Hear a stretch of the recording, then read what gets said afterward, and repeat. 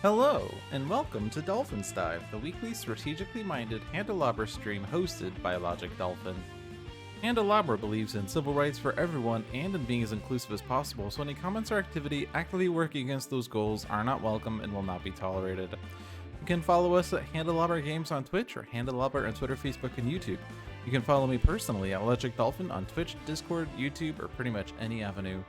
Sentinels in the Multiverse, Bottom of the Ninth, One Deck Dungeon, Aeon's End, Spirit Island, and Sentinels of Earth Prime are all available on Steam, iOS, and Android devices. And One Deck Dungeon is also available on Switch. And you can find more information on those games at handelabra.com. So, yeah, there's a thing I have to do here. Well, I don't know that I have to do it. It's not really a have to thing. It's a thing that only really matters to me, but basically the long and short of it is I'm going to have to redo the past 2 weeks of games. Well, not entirely, but with the Sentinels of Earth Prime update came an update for Sentinels of the Multiverse as well. And with that came some cool features such as cooler looking page flips. And when you check a deck, it will show some partial information like what cards on top, what cards on bottom, etc. As well as some other like quality of life updates that I might not be aware of. And that update is great and all, but for some reason this update also kind of screwed with the one-shots a bit, and I wasn't aware of it until someone posted about it on the Discords. So I'm on an older version of Sentinels of the Multiverse. In fact, I'm on the compatibility version for Windows XP, which the recent update ended support for Windows XP. I don't know why anyone would still be on Windows XP in 2023. I guess because they think no other version of Windows is better. I think it's Windows XP that this is supporting for. I can double check real quick. Old version for Windows Vista. Oh, sorry, it's not even XP. It's Vista. Who would still be on Vista in 2023? Sorry, I'm giving you false facts. Anyway, there's no Earth Prime support here, which is why this is displayed incorrectly. I mean, I guess actually this is a boss fight, but this doesn't show the heroes because it had some Earth Prime heroes. And there's also some error here. Oh yeah, this is the Metamind fight. So this is the Metamind villain. So the one shot this week I didn't even check, but this is I guess a boss fight with Earth Prime heroes versus heroes Earth Prime villain versus other things. So it doesn't display correctly, but like some of the older one shots work because of course they were released with support for this Windows Vista version. The reason why I'm backing up here, like I haven't really explained the issue here, but after the update and I started playing some one-shots starting from, I believe it was Out of Time. Let me double check because I wrote these down. Yeah, Out of Time. These were the ones that I played on stream, but the game that I played was actually different than the game that was played at the time of release because for some reason with the Earth Prime support update, for some reason the way that RNG works is different. I don't know why or how. I don't think it was necessarily like directly affected, but for some reason now when you start a game in the modern version, it's going to have a different setup than the game that you played back in this case, May 2018. So I want to play these games the way that they were supposed to be played, and for that reason I'm going to redo these. So long and boring story short. Long and boring short story short. I want to redo these to preserve the integrity of these one-shots. I haven't actually played any of them. I just know that I looked at some videos of people that made videos of these at the time of their release and compared the hero setup to the setups that I had on stream last 2 weeks, and they were different. The only one that I don't have to redo is Freedom Rising because it was a randomized start, so no reason to have to redo that. But I am going to be redoing 5 of these. Out of Time, Slide Like an Egyptian, Cuts Like a Blade, False Sense of Security, and Keep Off the Swings. Alright, But we've played these before, so we are familiar with the villains and the heroes. So I'm not gonna spend too much time reading everything. But let's take a look at the fact that, for instance, Freedom 5 Tachyon actually starts with Hypersonic Assault, because I remember commenting, man, it'd be really nice if I could destroy catastrophes, but Deadline's gonna retaliate and I don't want him to or something, but yeah.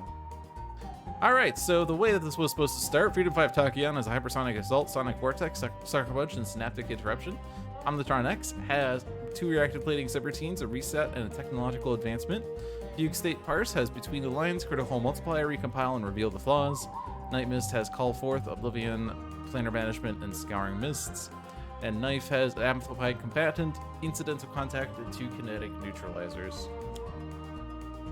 But devices are still indestructible in this, right? This was Ultimate, so devices are indestructible, and destroying catastrophes on this side. Deadline deals each hero target 3 infernal damage. On the flip side, whenever catastrophe card is destroyed, heroes hit themselves for 1. And we have a fun start. Oh, he's already flipping, right? Yeah, because there's too many catastrophes, right? So we're just gonna do this, I guess.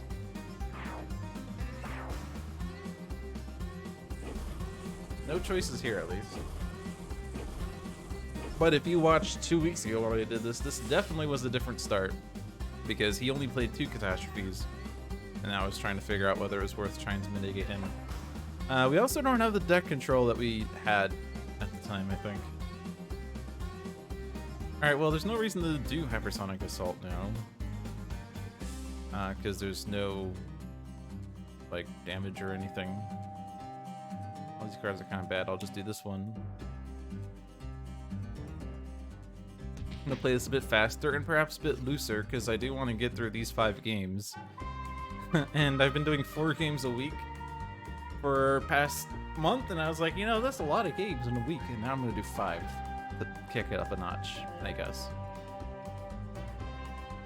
Okay, do I want a plating? In the shoes that there's a lot of irreducible damage. This one's not irreducible, but a lot of these damages were irreducible. This one's not irreducible. But there is, of course, environment damage. Energy, projectile, fire projectile. We also lost Cyrus Hayes and Matthew Hayes. Yeah, go frick yourself, Cyrus Hayes and Matthew Hayes. But Tyler Hayes, you're good, I guess? He deals a lot of damage, actually. Projectile is probably the best bet. Not super helpful against Deadline. I don't know.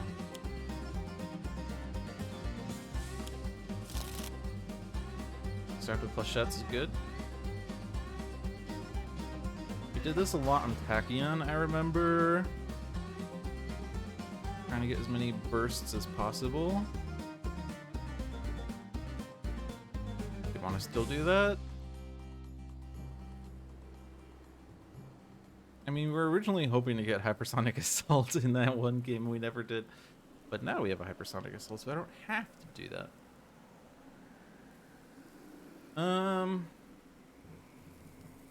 Feels like putting more bursts in the trash for this version of Tachyon is probably good, so let's just play a bunch of Tachyon cards. There's an argument that putting that card in the trash is better because it's a burst in the trash, but I'm not going to worry too much about that. Let's just recompile. These cards aren't super exciting.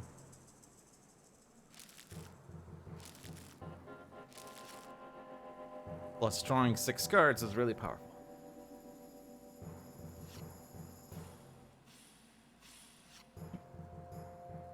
Targeting arrow combos well with Freedom 5 Tachyon.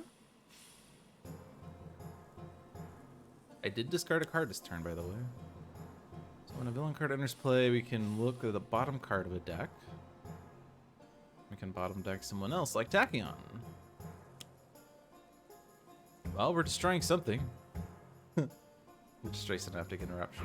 There we go.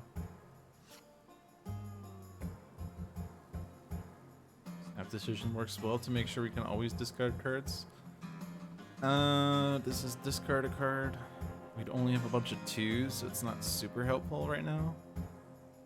Inner banishment helpful later.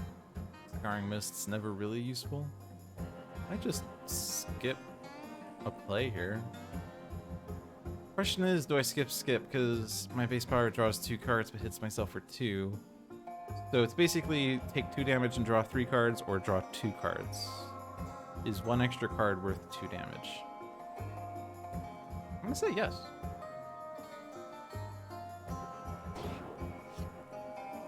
Because card draws are really good.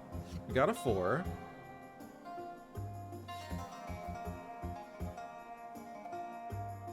And then a bunch of not really super helpful things. Kinetic neutralizer, extra damage, sure.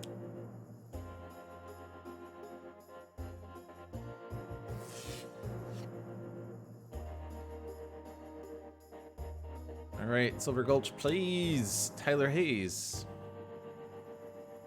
Ow. I'm pretty sure that we had the explosives wagon, and then Deadline destroyed the environment, which destroyed the explosives wagon, and we're really super hurting on this turn. You can see how like drastically different the game has become. Is it worth looking at the bottom of Deadline's deck? He's going to play another card. Like maybe we want another catastrophe guaranteed. Now let's take a look. It is a catastrophe. Each player shuffling their trash into their deck is pretty bad. But can we destroy it reliably? We have a planar banishment, and oh, but we also have data mining.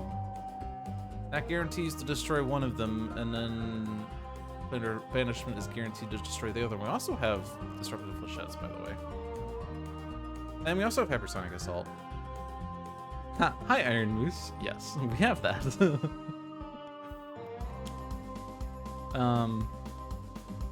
We came to the same realization at the same time. Alright, what's the new bottom of your deck? Putting cards from hand on top of decks and then dealing damage. It's... energy, you're not reducing that one. Let's hit Parse, I don't know. And then stop Deadline from dealing damage before we destroy the catastrophes. Also, Tyler Hayes can't deal damage, seems pretty good. Also, Atomic Englaive can't deal damage, seems pretty good.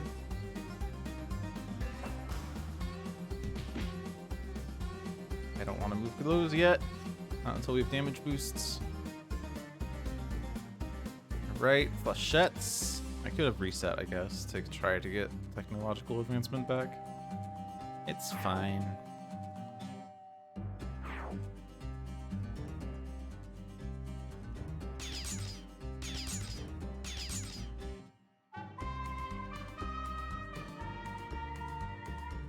Alright, do this on Tachyon again.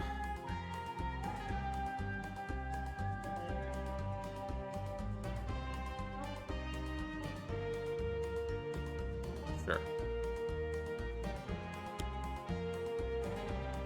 Deadline is now at 69 HP. Nice.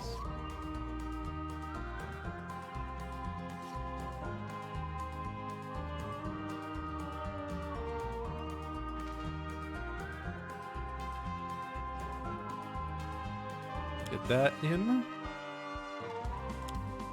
Impossible shot. Segmentation Fall also destroys ongoings. Still no deck manipulation, really. Alright, so I don't need to do planar banishment, so I can do Call Forth and discard a 4. And this shall be the 4 I discard.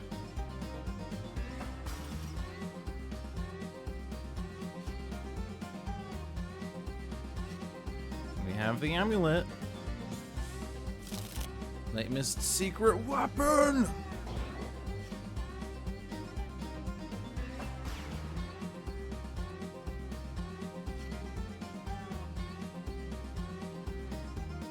Okay. We do know what the top of the deck is, right? It was the Severed Layla. No, it was the Unleashed Hurricane. So I don't really want to discard that. Incidental contact hits everyone. I'll hold off on that, really, until I have another energy booster, as well as the targeting arrow in play. I could do Amplified Combatant. That's fine. There could be a reason to hit Atomic Enclave. In that, Kinetic Neutralizer only increases knife's damage to the villain target with the highest HP, so if Deadline were at 4 right now, we would not have the damage boost. We did lose a Haze brother that does hit the lowest. I think it's Cyrus Haze. Deals 4 damage to the 2 targets with the lowest. Sheriff Pratt hits the highest. No, he hits the lowest. Deals the villain with the lowest. Oh, okay. Maybe we don't want him to be negative. Also, there's probably going to be, like, other stuff. Yeah, so I'm not going to hit this guy. We want Sheriff Pratt to help us out as much as possible, even if it's a very slight chance that he hits Deadline over the Enclave. You never know. Explosives wagon! Is now the turn? Is this where we start doing stuff? Deadline, bottom of your deck is a catastrophe. It's gonna be played immediately. It's better than a device that's indestructible, I guess, or a thing that plays 4 catastrophes. That's a device that's indestructible and a pretty bad one. Stay on the bottom. I guess I could have put it on top and discarded it with a knife, but since we do have the explosives wagon, and I guess we could destroy a catastrophe with planar banishment. I want to do targeting arrow, and then like as much as I can to deal damage, which will be, I guess we don't need incidental contact. We have another amplified combatant, and that's going to be 6 damage. No, it can be 8 damage. Because +1 on knife, +1 on wagon, +1 on parse. It's 4 and 4. That's crazy. So, and then we only have like 3 bursts in Tachyon's trash, but that will be 3 damage per burst card. So really, I want to try to draw stuff that does stuff. Draw the stuff that does stuff. Supersonic response.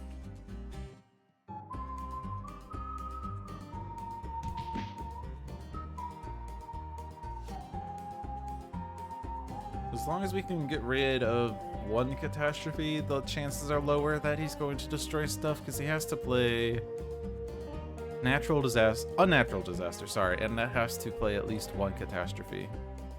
Or 2 catastrophes, sorry, my bad. Let's reset.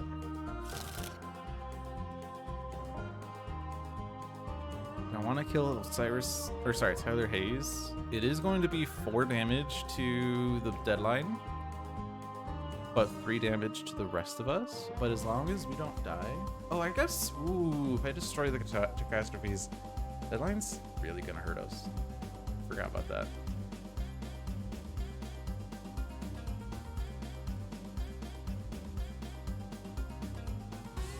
That's we absolutely have to get rid of this. And the environment card dealing each non-villain target 2 melee damage is basically the same damage, but 1 less. So, like, might as well stop that.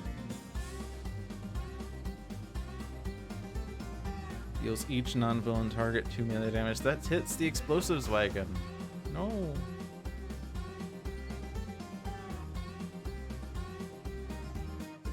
Actually, Parse could just destroy both the catastrophes by herself. Oh, but we want to play targeting arrow.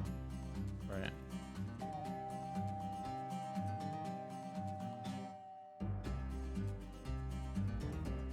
Huh.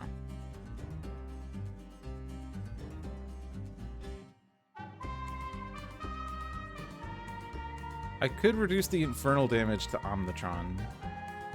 I guess I'm not really super worried. Damage, we have a Synaptic Interruption. Other people should survive it. If we can guarantee that we kill Deadline, that would be great. And giving Tachyon as many plays as possible would be better than trying to, like, minimize Tyler Hayes' damage or something. So technological advancement to get a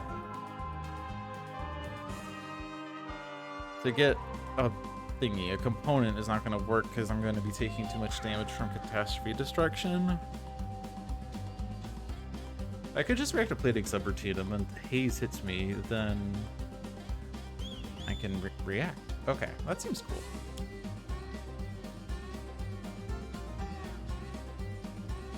Or just don't deal damage.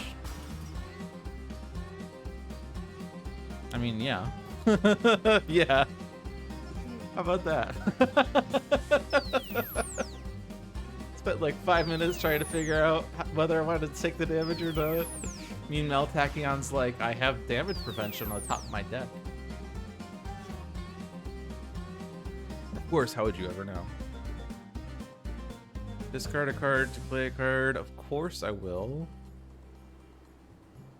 I don't know. It says until the start of your turn, but it doesn't say start of your next turn, so I'm worried about doing that one. We could do syntactic analysis on Tachyon. That seems really good. Because it's either going to give us cards they don't want that I can discard or play. Lightspeed Barrage, draw? Already Assault, play? Play that one for sure. I guess it kills Tyler Hayes, but Tyler Hayes isn't dealing damage. He's not really doing anything anymore.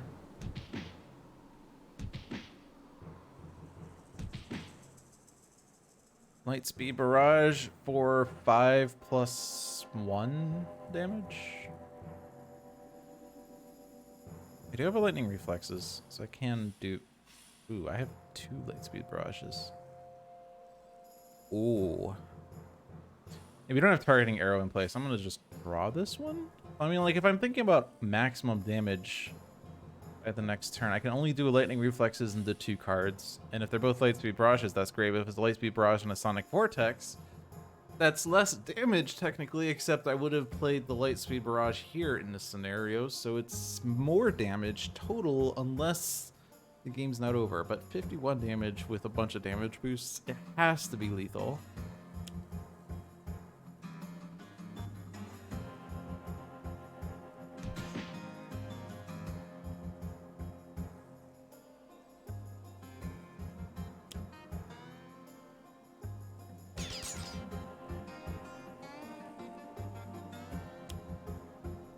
Oh man.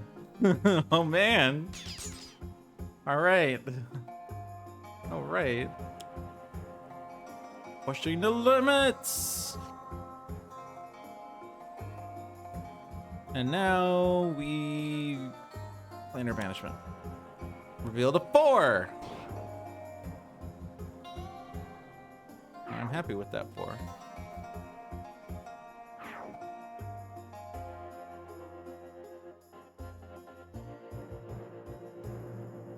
This is kind of playing loose, but Deadline can't deal damage, so I'm fine, right?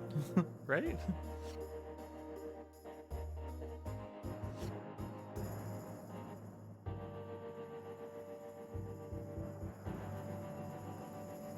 Okay. How about 5 and 5?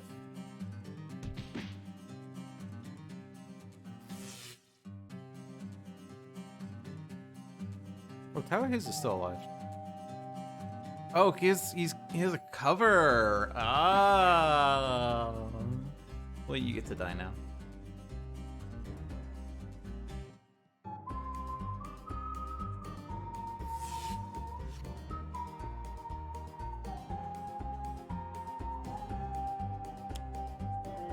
Increase all lightning damage by 1. Calculated orogenesis. We know at the bottom of deadlines. Does the others matter? Tachyon.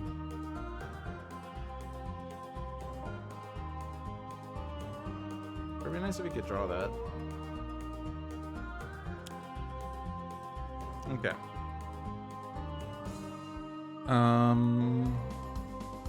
It'd be nice if we had played that a second ago. It's a raid. There's just like no way that he's surviving anyway. I can play 3 cards now. I have to take the damage, but I could also just like do this. It honestly doesn't matter. I'm gonna Sonic Vortex to redirect, I guess, instead. That's even more damage, but like it doesn't matter. He's dead. I didn't even need Blitz.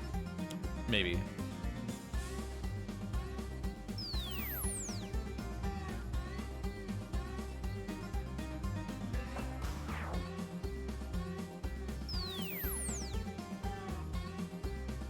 Yeah, no, I didn't need Blitz. I was saving up for a massive Blitz hit, and it never actually worked out. Oh well. Alright, I have now actually played this one-shot from 5 years ago. 1 down, 4 to go. Now to actually play Slide Like an Egyptian. The way that God intended.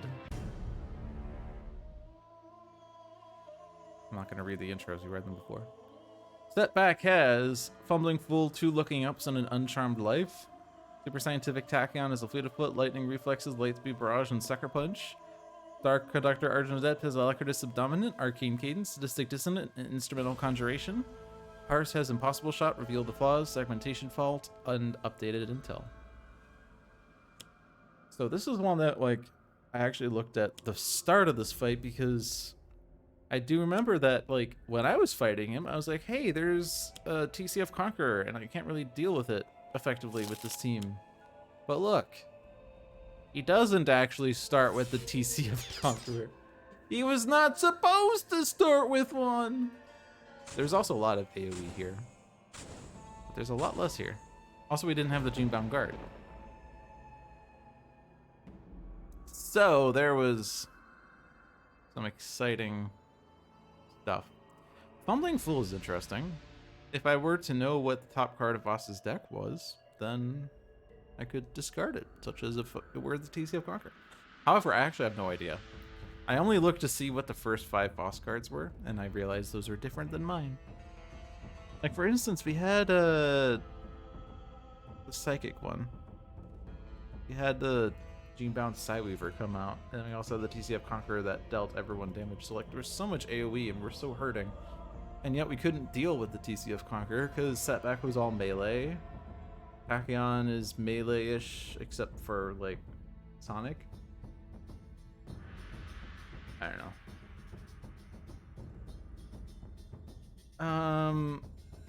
You do have Reveal the Flaws for a damage beat reducible, so the guard's not really a super big priority immediately, per se.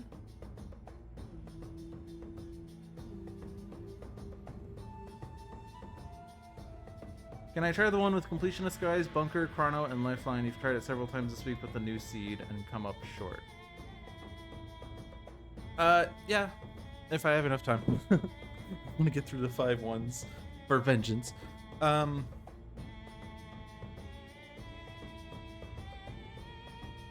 Problem is, if I do like looking up, it's 2 damage, doesn't kill anything. I'd have to follow it up. We have Sucker Punch, I guess. There is a picture on one of Argent Adept's cards of that ship breaking. You know, it'd be nice if Argent Adept had this card in my game 2 weeks ago. Or was it last week? I guess this was the first game last week, wasn't it? I think it was. 2 weeks ago we did the out of time one, then there was the randomized start one that I don't have to do, and then I did a multiplayer game. So this is last week, actually. For those of you just tuning in, you're like, wait, is this a replay of last week's stream? No, it's not. And we do have a Sucker Punch, so I can just, like, looking up. Probably kill the Frosthound. It's dealing the most damage. The guard we could deal with next round with irreducible damage.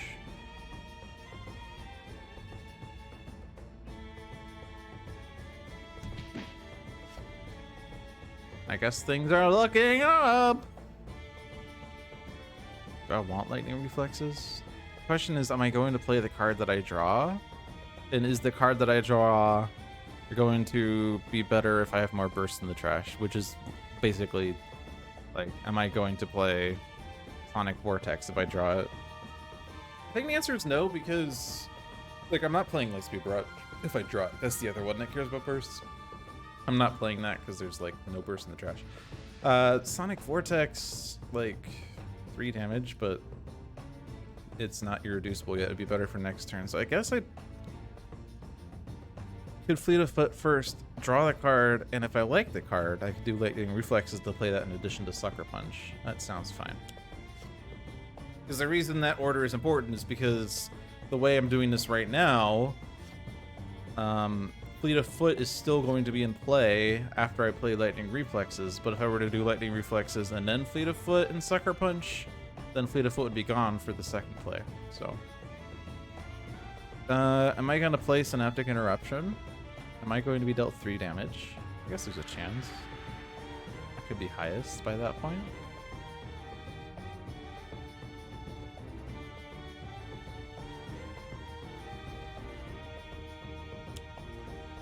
Just do it.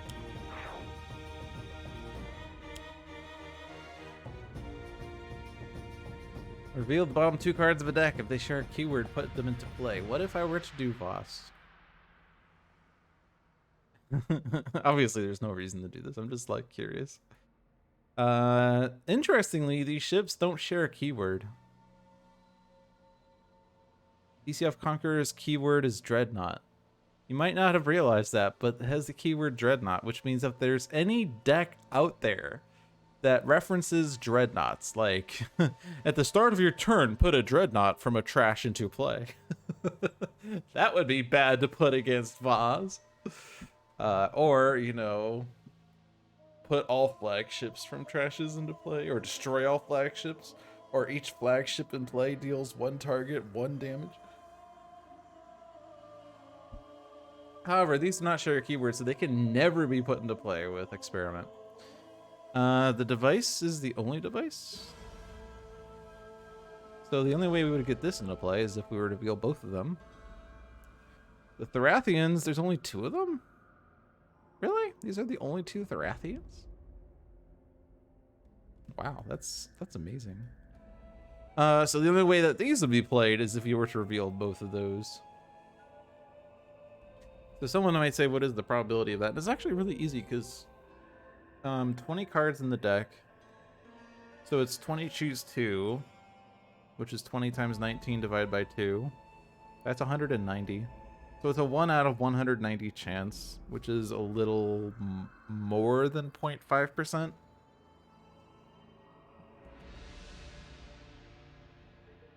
In a world where something could grant keywords. Each Dreadnought gains the keyword flagship. Each flagship gains the keyword Dreadnought. Okay, anyway. I want to play games. I'm getting distracted thinking about stupid things. Just Tachyon? Always Tachyon? I think I looked at this last week and I was like, chances of 2 setback cards is actually pretty low because, like, it's bad in decks where cards have equal numbers of 2 types, I think. Argent Adept has, like, so many different types that it's going to be impossible there. Parse, I think, is kind of the same problem as Setback.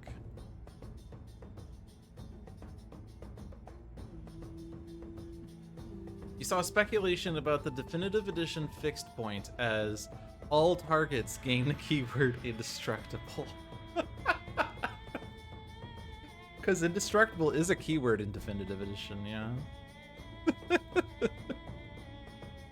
Indestructible is a keyword, meaning that this card can only be removed from play.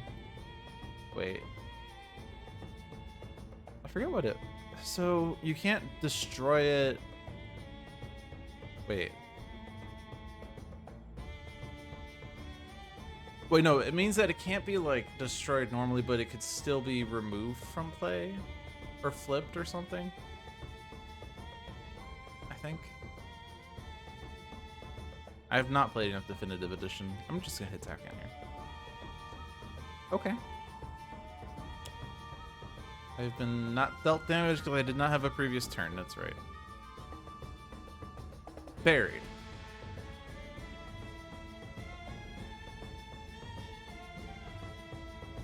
It can be buried, right? but it can't be destroyed normally.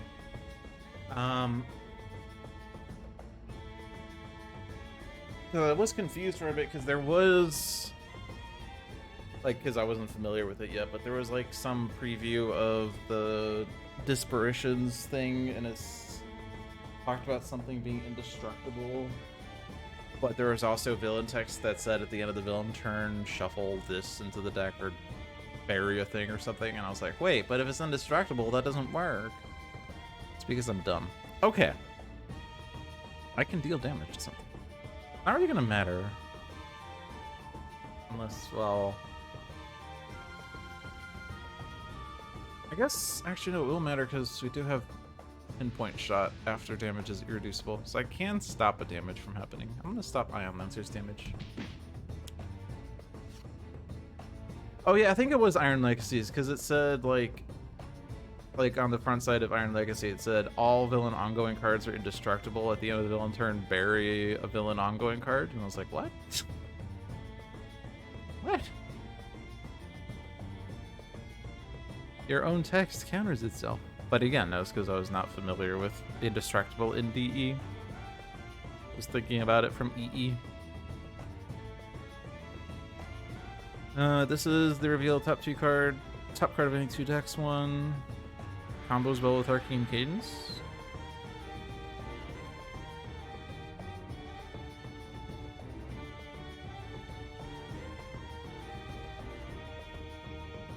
Yeah, I don't think I want to play any of those just yet. Inspiring Supertonic, combos with Instrumental Conjuration. John's gonna be mad if I discard Vernal Sonata. Should I do it just to spite him? I guess Vernal Sonata and hand Supertonic in play is what I should do. Use Bell on the bottom because I can conjure it. Bottom of deck is harder to get to than trash with Vernal Sonata. Or no, Lyra on the bottom because I want to get that one probably.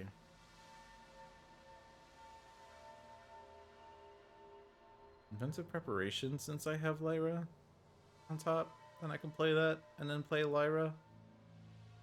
And that's going to give us lots of plays.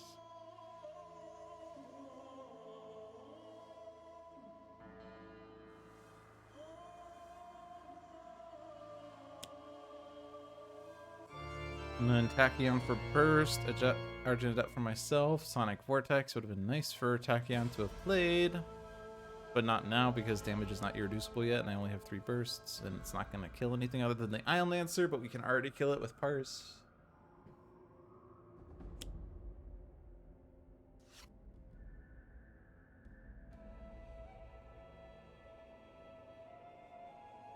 Reveal the flaws.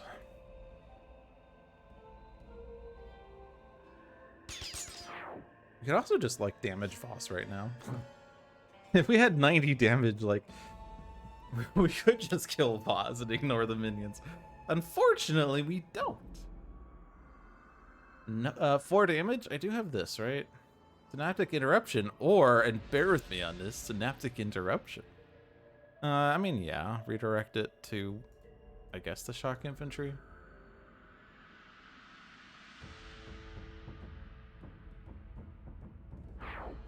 Yeah, guard is still reducing it, but it's lethal, so it's fine. Forced deployment? Oh, I was joking. Man, that would have been a nice discard. We could destroy it to prematurely force deploy, but I don't think we have the damage to take the guys out.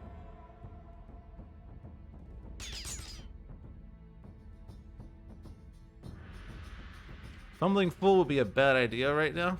Because, like, we could discard a minion and it would be put into play with force deployment. Or Sonic Assault? Not really.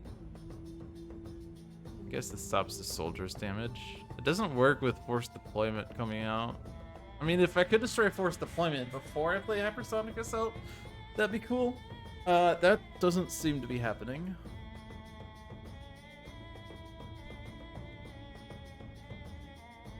I can play a second looking up, so you have 2 of them, but the main problem is, like, it doesn't do anything except hits myself more when I have 10.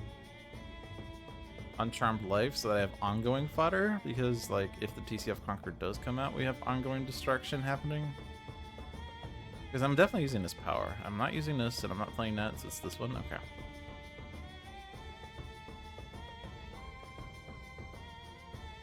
There's like no reason to kill the guard now, is there?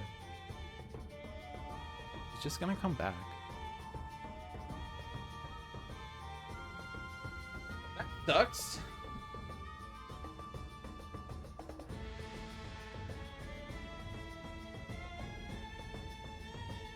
Pigmentation fault destroys force deployment, I guess. In case the environment decides to kill minions.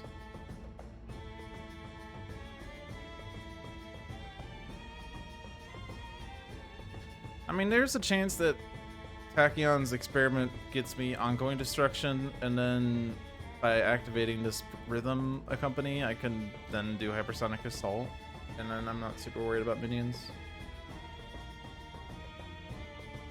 I think I just hit boss. I mean, it's irreducible damage.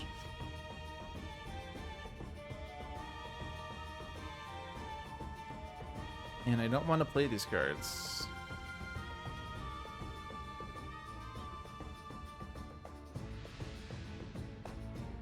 Nope. That was a pipe dream.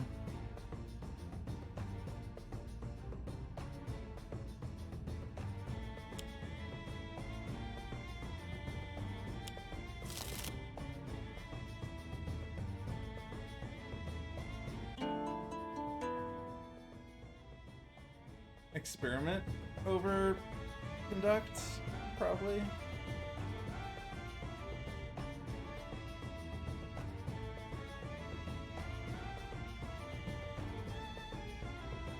Hey, it's blinding speed. We did it.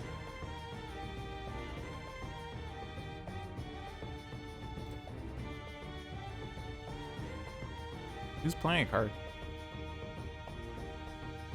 Exploit vulnerability, I guess. I mean, I don't have to play that right away, but can completely stack Boss's deck with updated intel, playing a bunch of minions. I could do all of those things, I guess.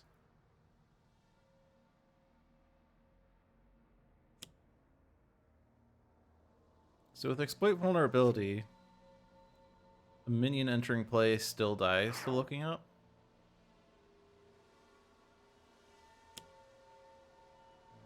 Main issue is that, like, I didn't destroy the guard. I'm gonna ping the guard with this though, and then looking up kills the guard.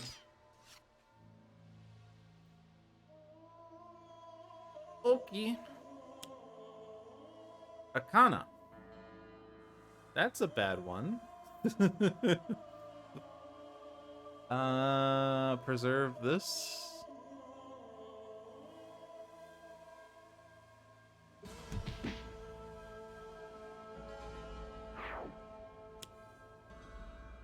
Bound shock infantry. Bottom of Voss's deck is a Firesworn. I'm kind of better. I'm happier to play minions than I am for him to play anything else.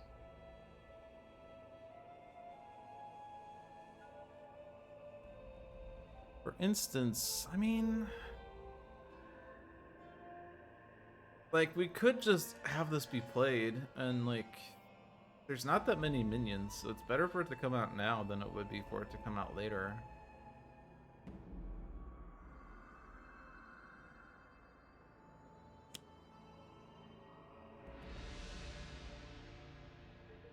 I want to look at the bottom of Voss's deck, bearing in mind that I do want him to play the force deployment now rather than later.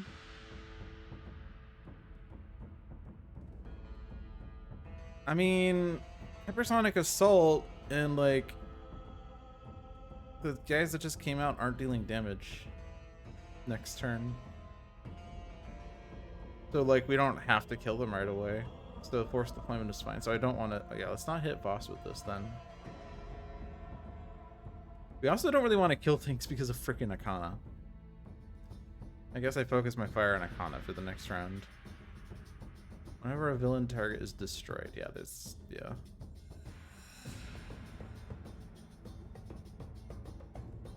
Tachyon, except I would kind of want to have, like, cards on the bottom. Like, no matter what the card is, I want it on the bottom. I guess I wouldn't want, like, ongoings on the bottom. Or HUD goggles. HUD goggles only pairs with pushing the limits.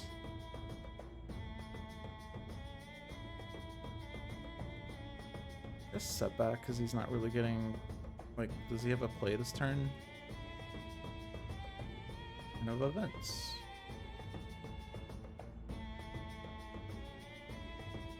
Is there a reason to give other players powers?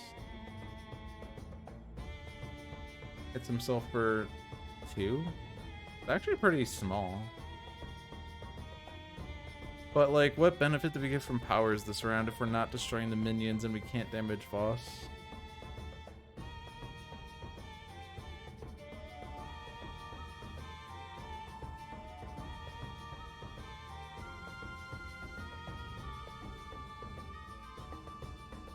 Doesn't really seem like there's much benefit.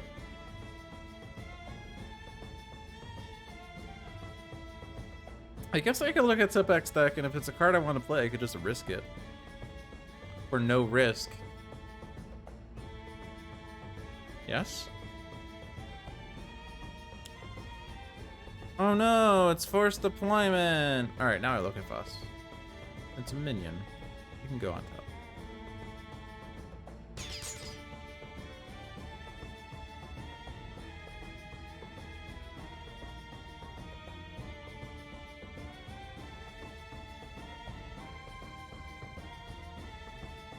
Am I killing Akana directly, or am I segmentation faulting her? I feel like I'm segmentation faulting her.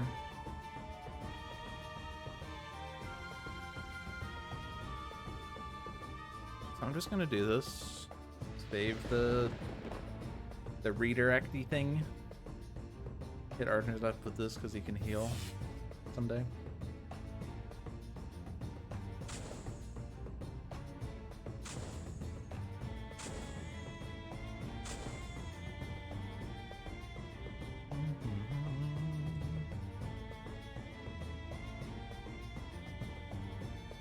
So Fumbling Fool is bad because we do know there is a minion on top and we don't want that to be played.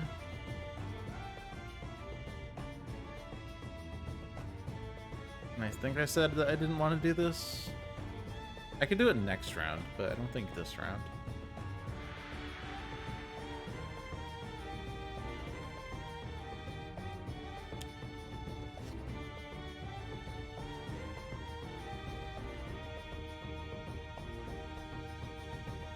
And we can do Hypersonic Assault, and that stops the damage from these 3 guys.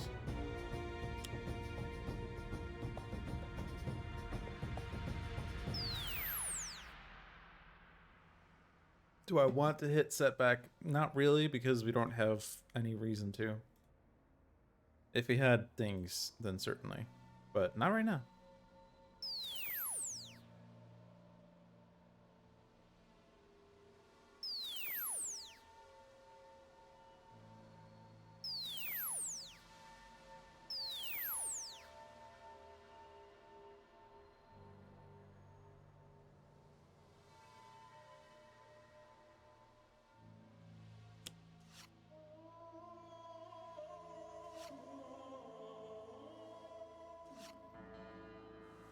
Oh golly, what do I discard?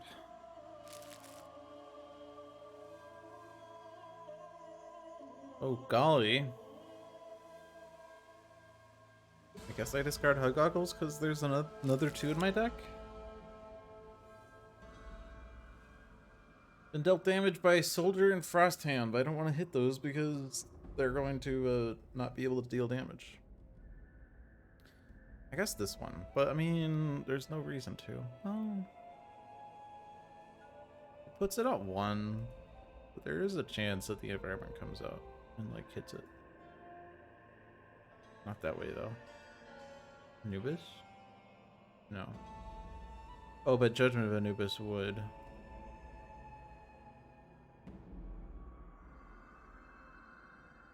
I don't know, maybe I am killing Akano. quest. Exploit vulnerability expires on the environment, so I can kill Akana with pinpoint shot now.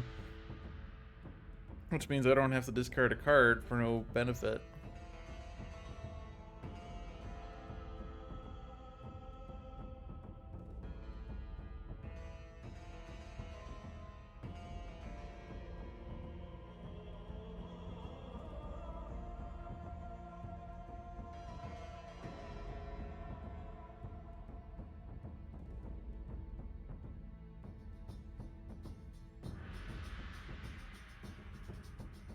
I could put like Sonic Vortex on top with Vernal Sonata. And then you can actually draw it. And play it with Inventive Preparation. We don't want to do that because of Forced Deployment right now, but we can do that to deal with the minions next turn. I could just play Vernal Sonata now and still do that. Problem is that Setback doesn't have a card he would want to get back right away. Like he has no cards in his trash. Instrumental Conjuration for Argent Adept is good. That thing, and then Reveal the Flaws is, I guess, okay in case another Dreambound card comes out someday. But we are kind of making sure that we're kind of controlling Voss's deck weirdly with updated intel, comboing with Forced Deployment. Because we do know that there's a Firesworn on top right now. And I think we saw another thing. Forget what though. Probably a Bionaut. Maybe. Truly I don't know. It was the card that was beneath Forced Deployment, but then we put another card on top after Forced Deployment came out. See, this is what happens when I don't have the update, is I can't actually see what the top two cards are because I don't have the partial order.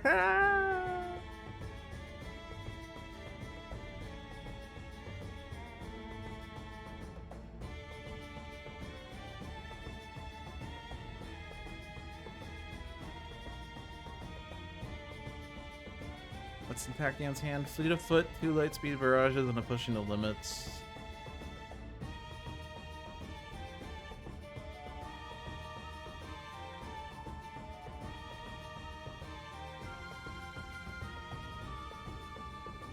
Yeah, if I just Vernal Sonata, then we can do Fleet of Foot on Tachyon's turn and get the Sonic Vortex. This fizzles on Setback, but hey, it does something, so it's good. Vernal Sonata is like... I feel like it's like one of those like elixir type cards where I hold on to it for a rainy day and I never get to play it.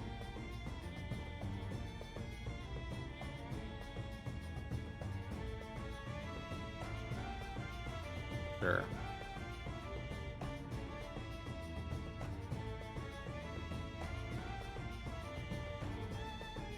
Sonic Vortex is doing how many targets damage now? 9. Yeah, that's... I don't need Reveal the Flaws for next round because we're gonna kill Dreambound Guard with literally anything.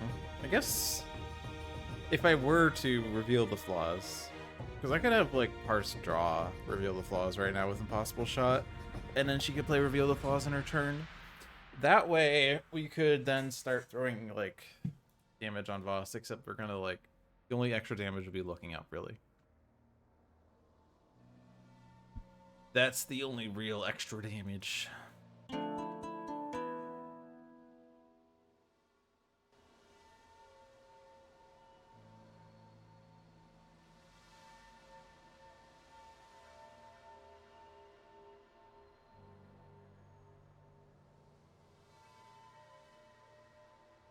Just keep spamming Tachyon, honestly.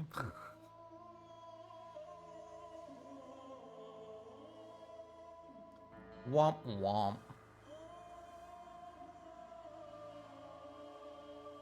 It's also irreducible damage, so I can hit Voss with this.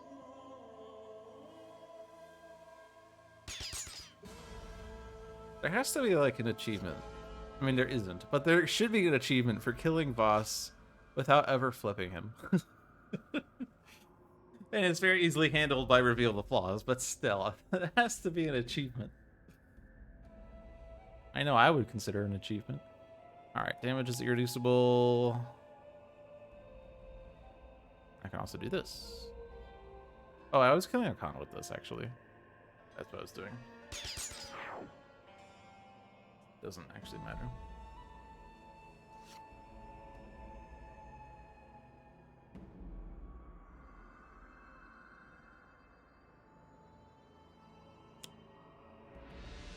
Increased damage dealt by environment targets. But Namti can't deal damage. Force deployment's gone. It fizzled. Ah, we have the Frost Hound on top, of course. Alright. Bottom of Voss's deck is a Bionaut. There's a Bionaut.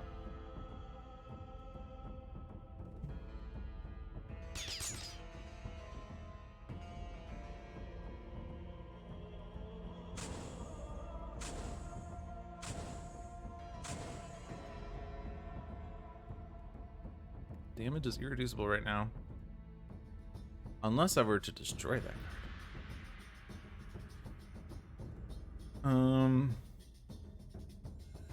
I'd rather destroy Namti than destroy Cast into the Underworld. But there's not a friendly card I want to destroy anyway. I guess I could do Turn of Events now.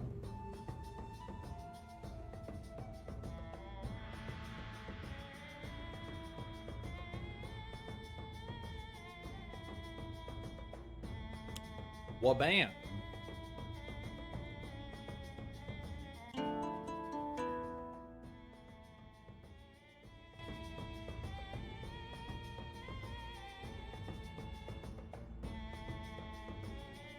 Wabam!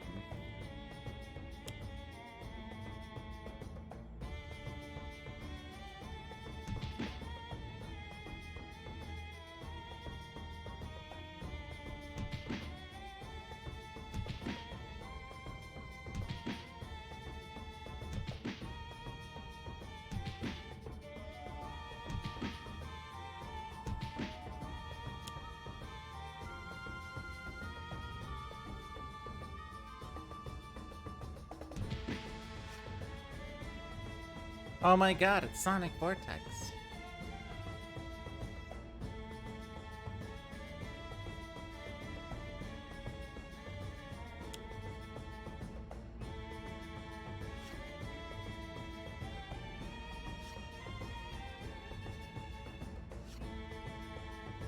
Oh my gosh, it's Instrumental Conjuration.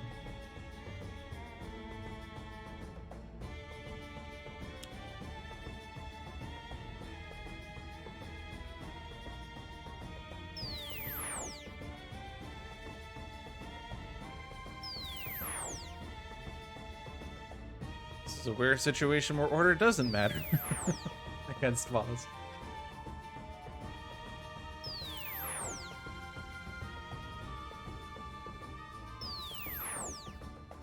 That revealed the flaws basically dealt 4 damage or 5 damage to the boss is what it did in the end. Oh well. Do I still have a thing? I do.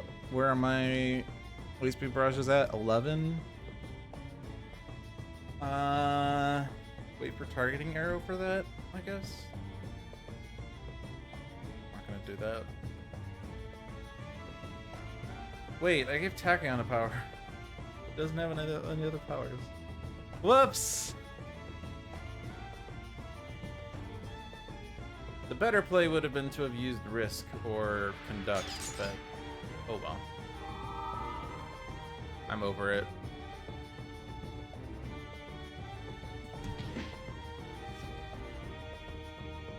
Whoa, what a turn of events!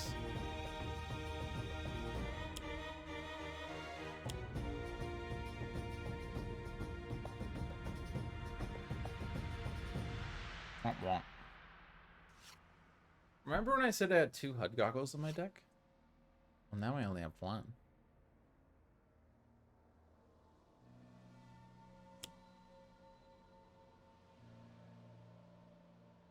Harp is still in there.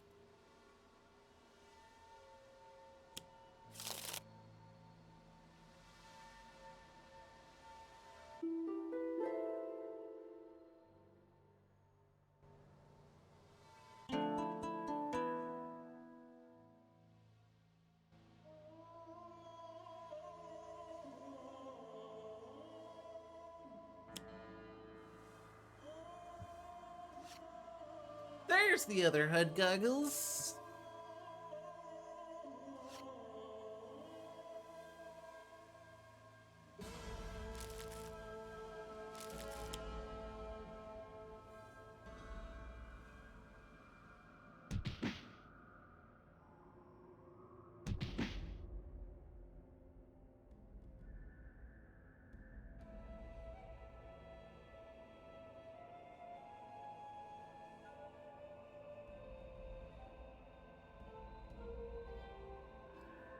I'm going to be playing Targeting Arrow on Parsa's turn. Recompile a bunch of cards for fun.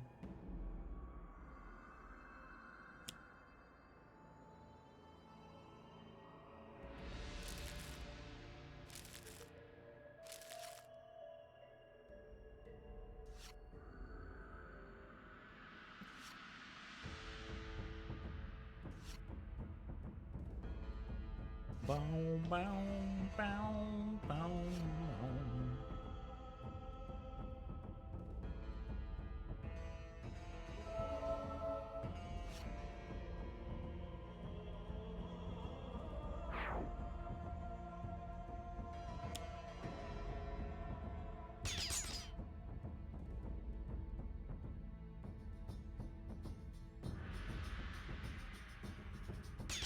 Ross is at 69 HP. Nice.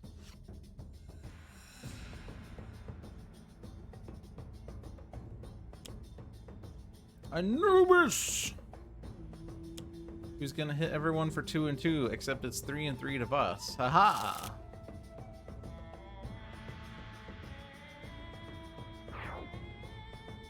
And then Anubis reacts first. Oh, that is amusing.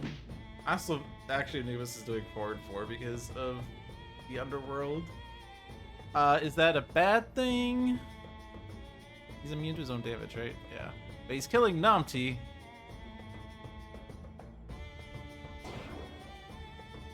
Oh no, it's not 3 or 4 and 4. It's just 4. Wow. Or 3. Whatever. Words.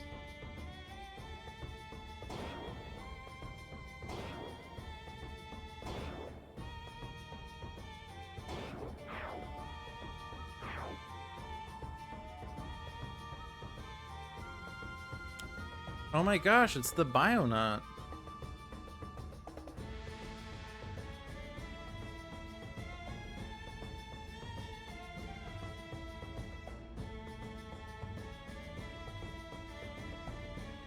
Whoever takes this damage is then going to be hit again for the lowest. But Archangel can heal it, right? And he's also going to be hit by Bionaut's damage. But we can also just redirect if needed. Because we have Uncharmed Life. So I want to do another turn of events.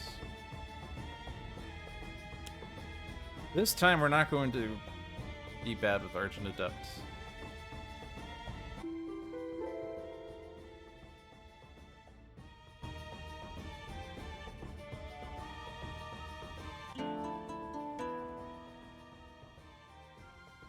I think it's better to use Argent Adept's power.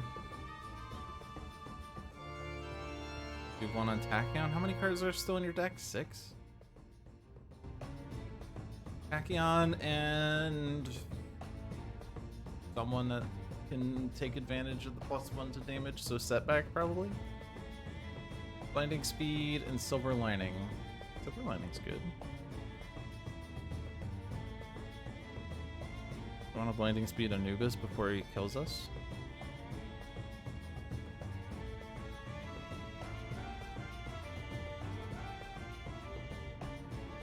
Or do I want to do Silver Lining before Setback dies? Doesn't matter because either way bursts go in the trash and maybe Voss dies. Voss is almost certainly dying, right? Where do we have so much damage? But most of it is Tachyon's Lightspeed barrages. Maybe it's not that much.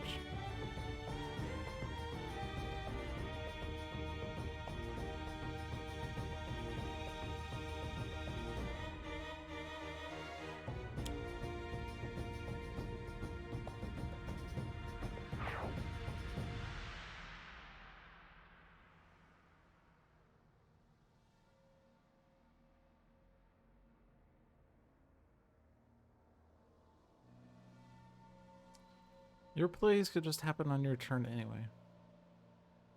Your plays don't do anything. I guess Impossible Shot for damage. Syntactic Analysis on Tachyon, actually?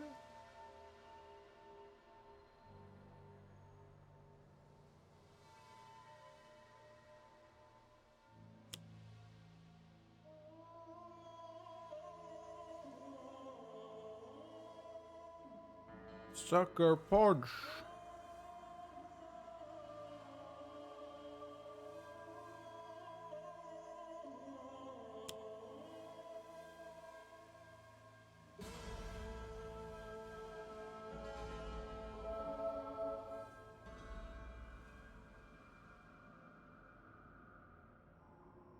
Oh, the Bionaut's here. Oh no. Oh no.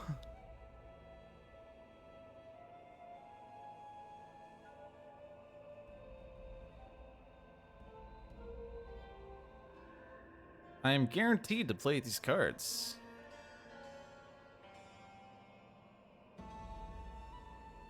Ooh.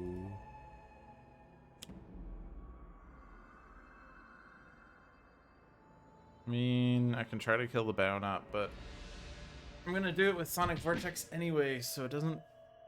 Like, it's... I think it's more damage to just hit Voss directly. Alright, Voss and Bionaut cannot deal damage until the start of my next turn.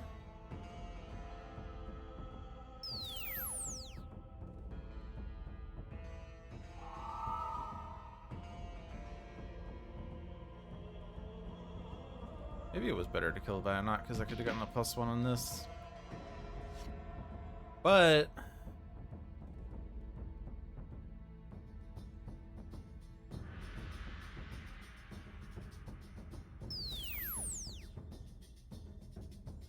I can actually play 3 Lightspeed Barrages and that just wins it. Okay, yeah, so I don't care anymore. Yay, we won!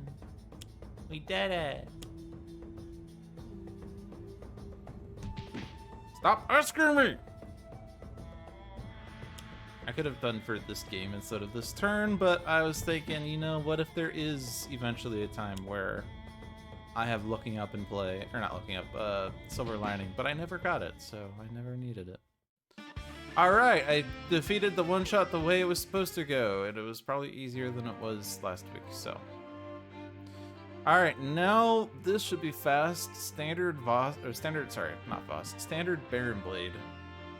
The way that God intended.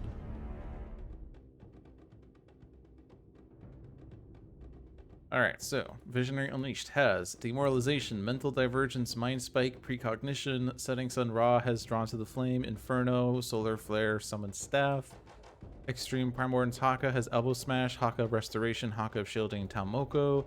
Extreme Primord's Fanatic has Aegis of Resurrection, Brutal Censure, End of Days, Zealous Offense. Extreme Primord's Tempest has Flash Flood, Into the Stratosphere, Lightning Slash, Otherworldly Resilience. And Baron Blade was supposed to start with Blade Battalion. Actually, I think he did play that. So that wasn't a massive difference, but I do remember not having Demoralization or something, or Mental Divergence. I don't know.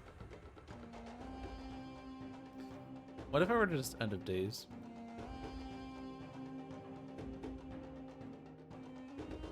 I could Stratosphere the Blade Battalion and End of Days to kill a mobile defense platform, which is like a massive waste of resources.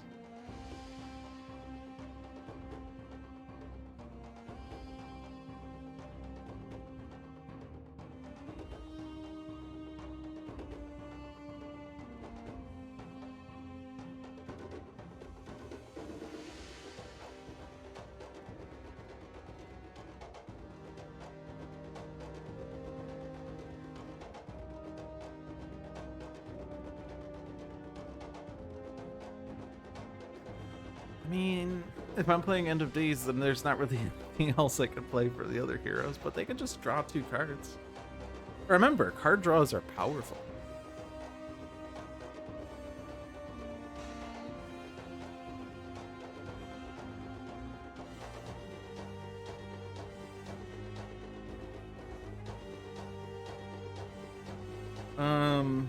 I mean, I could just probably just kill the Blade Battalion with, like, damage.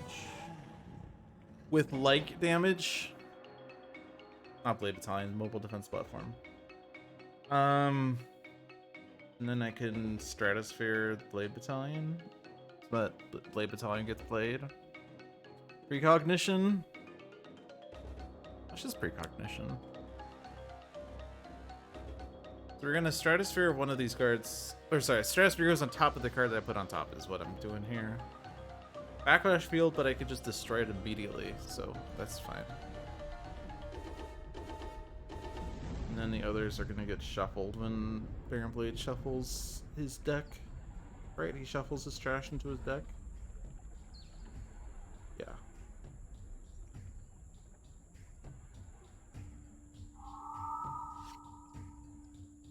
Twist the Ether. Unfortunately, it doesn't reduce irreducible damage. Fun fact.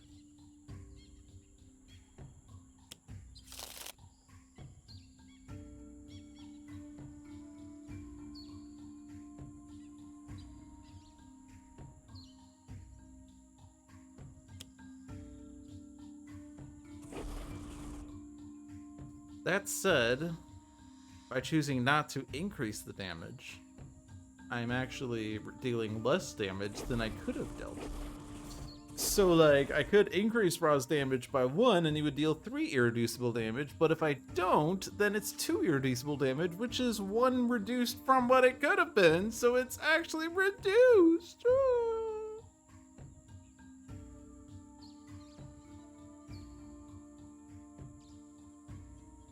And that's pretty funny.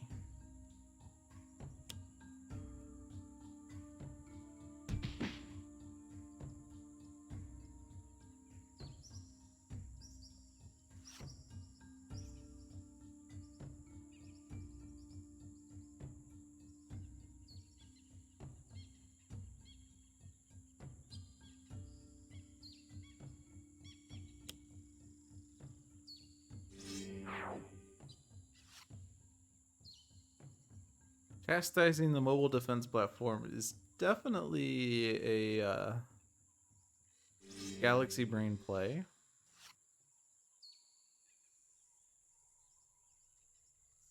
Alright, so we know the top 2 cards of Baron Blade's deck, so we're doing pretty good.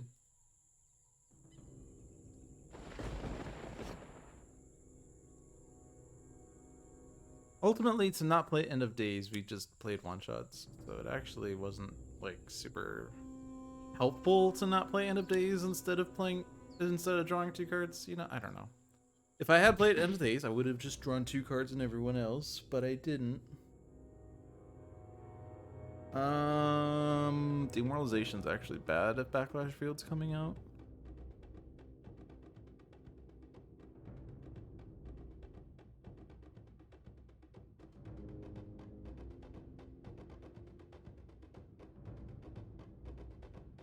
Who do I want to twist the Ether on? Normally I like to play this on the villain, just because this basically can reduce the villain's damage by 1 permanently, but Baron Blade doesn't really deal that much damage. Like, his big damage card is Devious Disruption. But he's not going to play that for at least 1 round, so I'm not really worried about that. Someone that has many instances of damage would be great. Someone who... I mean, like, you could say Raw deals a lot of damage. Also Haste and Doom, yeah, true. Because that deals 2 damage to everyone, and then plays a card which could be anything, even Haste and Doom. I have a +1 already.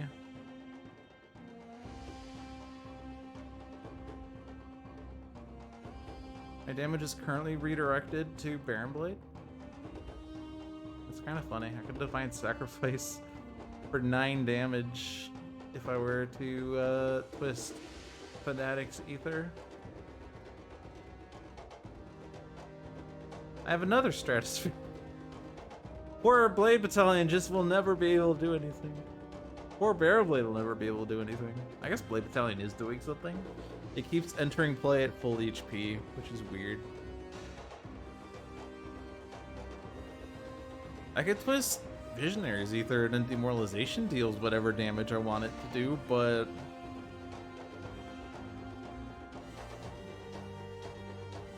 eh?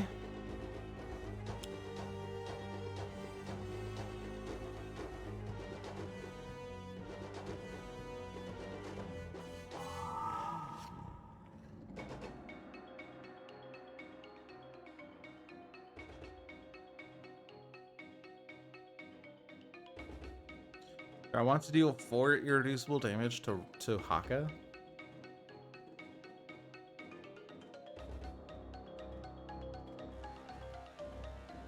This could just deal 2 damage with Staff of Ra eventually. I think we've won. I think we've won. I'm just gonna do Charlotte's Flame. Let's save Ra hit points and cards. And take advantage of Obsidian Field.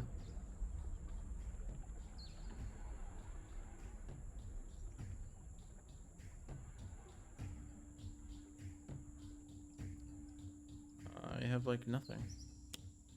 I have like nothing.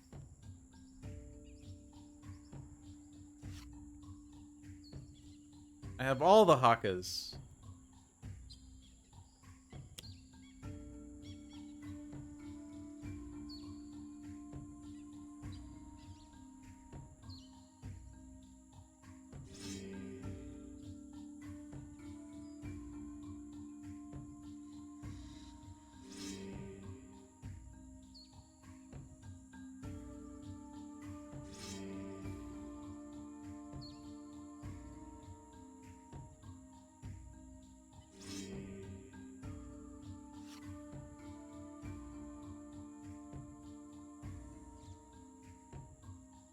Stratosphere number 2!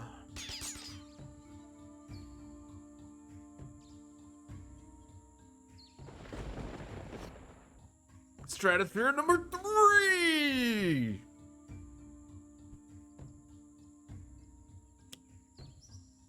No! This is where I always say no because I don't want to destroy my stuff. Screw you.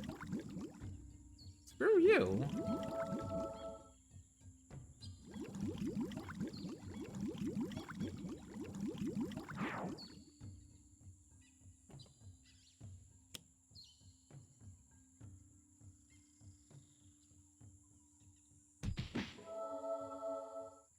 That guy's happy. We're probably actually going to kill Baron Blade this round. Maybe. How much damage do we have? Like, not actually that much in the end. Actually, no, we have Fire Blast. If we kill Baron Blade, his deck's shuffled, so we don't know what the top is anymore, but then we're just going to frickin' put Blade Battalion on top again, so, like, I can just demoralize now and be totally okay with that.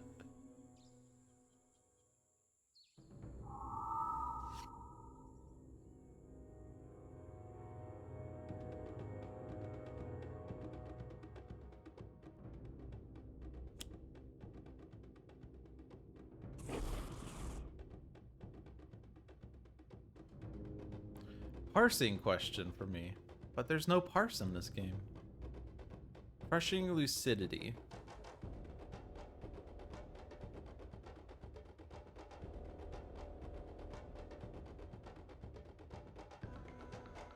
Is she crushing the lucidity of her target? Or is crushing an adjective in this case? Describing the state of lucidity.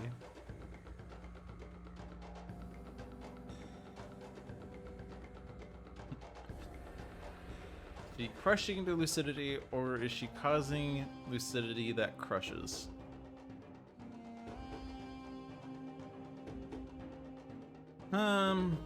Every time I look at the word crushing, I keep thinking about like 6th grade and who people were crushing on, so it's hard for me to imagine crushing as like anything else.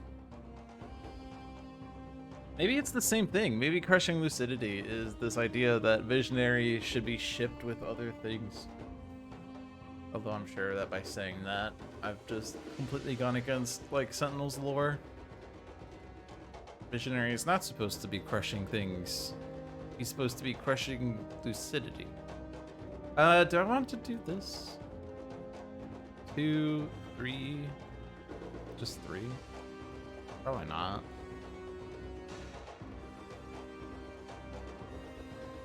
But I do have to make sure that I can kill...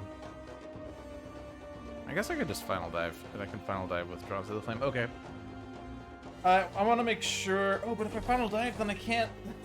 I can't Stratosphere the Blade Battalion. It's okay.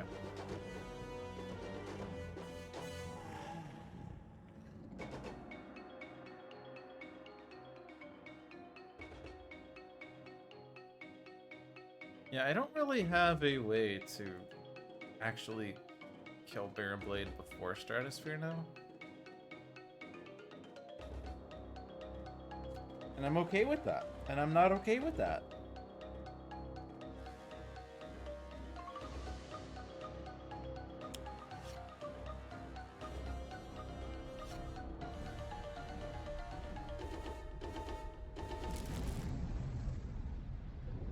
Weak is a card that is either really good or really bad.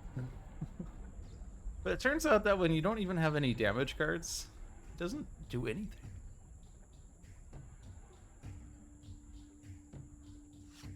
Maybe I should let Raw take damage so that Akka doesn't take millions of damage. So, am I gonna final dive Blade Battalion and therefore not be able to Stratosphere a thing, or am I going to not Stratosphere Blade Battalion, but then not be able to do anything else because, like, I still can't Stratosphere Blade Battalion? These are all awkward things. I'm just gonna final dive the Blade Battalion. Now we have no idea what's gonna happen for the first time in this game.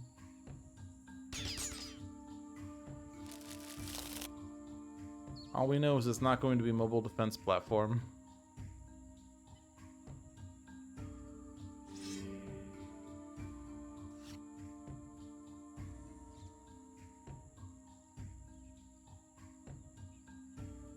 We can just do this.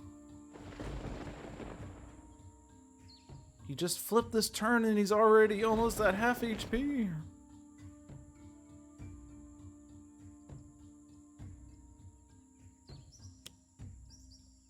Volcanic eruption.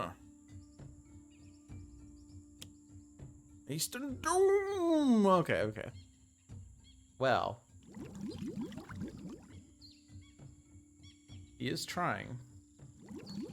I should have ordered that differently. I should have made it so that the raw redirect did deal damage so that, like, Haka could have regained a hit point. Oh no, Haka could have been at, like, 1 hit point. Why are you going again? What? Oh, that was Baron Blade dealing damage, and then it was... Okay. I got it. I thought Blade Battalion dealt damage twice. I was confused.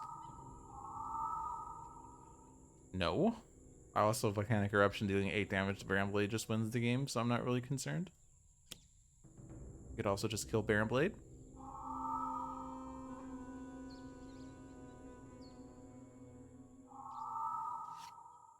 GG.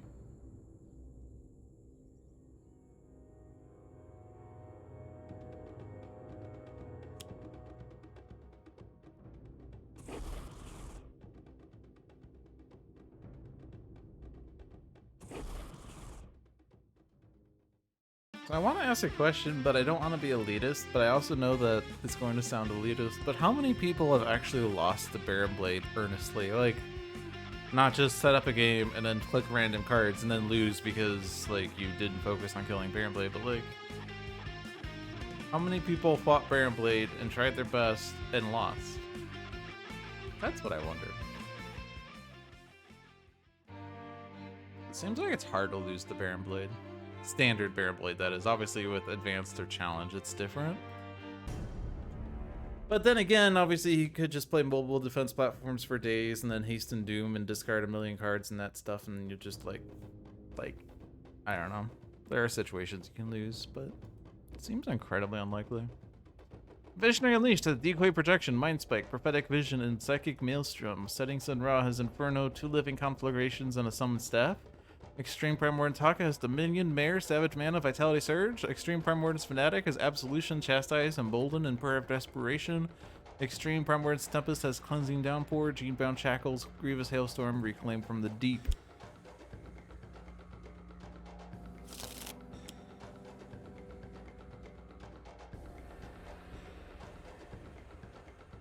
This is a different start, right? Like, I feel like I remember seeing something with Grievous Hailstorm, but it might have been the first game last week that we had that happen.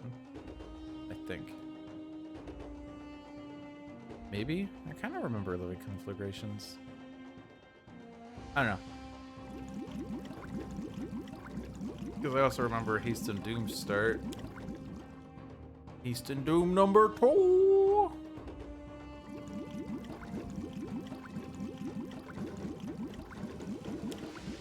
Hasten Doom number 3! Okay, I don't think we had 3 Hasten Dooms last week.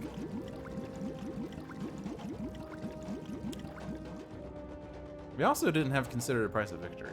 Okay, I definitely remember not having this card, so. Each player discards a card.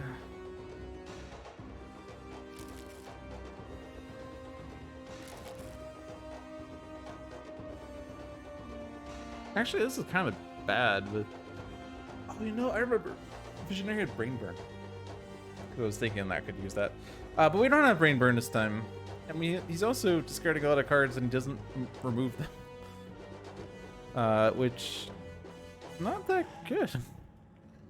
When he flips, he doesn't remove them. That's bad. Chastise mobile defense platform is also a pretty bad idea, fun fact. Still as bad as it was before.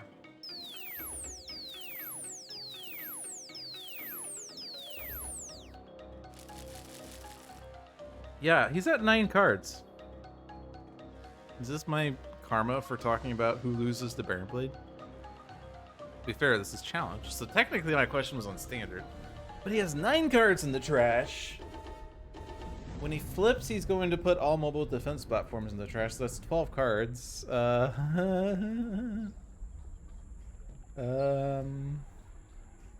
I'm just going to do what I can.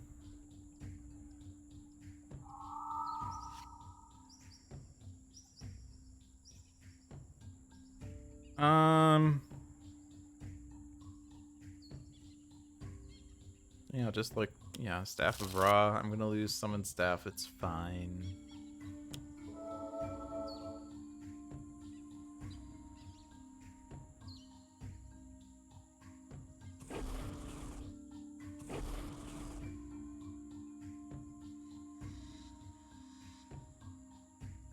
If I could do Savage Mana on mobile defense platform, that would be cool. But that was the best damage I could do, and also your base power doesn't deal damage.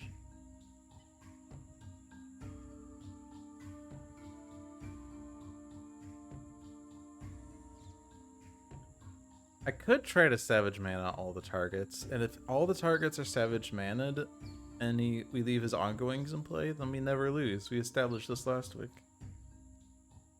Unless we die, because we could still die. The environment could do things.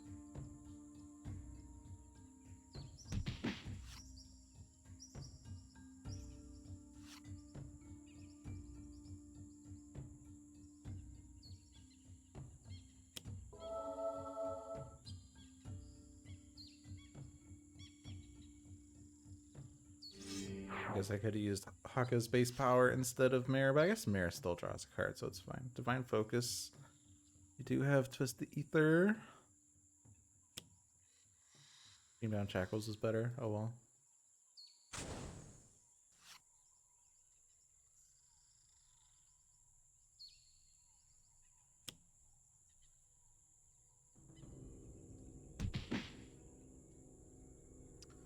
Alright, Baron Blade, what's your follow-up? Backlash Field? I could twist the ether to reduce Backlash Field's effect. Because I can't actually destroy it. Don't have ongoing destruction right now. So, Backlash Field is a thing. Because of that thing, I'm going to twist the ether on Baron Blade. So now is it worth doing 2 damage to Baron Blade when he's going to deal 2 damage back? I'm going to say no. I could have hit the T-Rex. That might have been smarter. But I am not the sharpest tool in the shed sometimes. Drawn to the Flame deals 1+1 damage.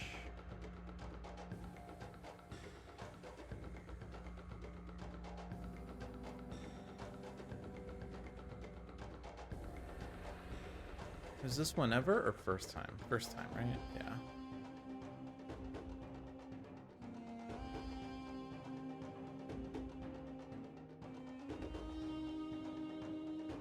You can't even kill the T-Rex. But if we could get Baron Blade down to 21... Actually, I guess Fnatic might take damage in the process of doing that. Then the T-Rex goes after Baron Blade. But yeah, it's going to be hard. Probably Living Conflagration, because that's 3+2 damage in any case. 5 damage to Baron Blade in exchange for 2 is probably fine. I guess I could have played Flesh of the Sun God. Actually... Man... I can't hit undo because I'm going to lose my mint. That doesn't exist. But if I played Flesh of the Sun God, then I don't care about Backlash Field anymore. But... You know... I saw that too late, because I'm dumb. I'm dumb. In fact, Flesh of the Sun God makes us immune to everything that Baron Blade does, period, so I no longer care about Baron Blade's damage. But I'm dumb.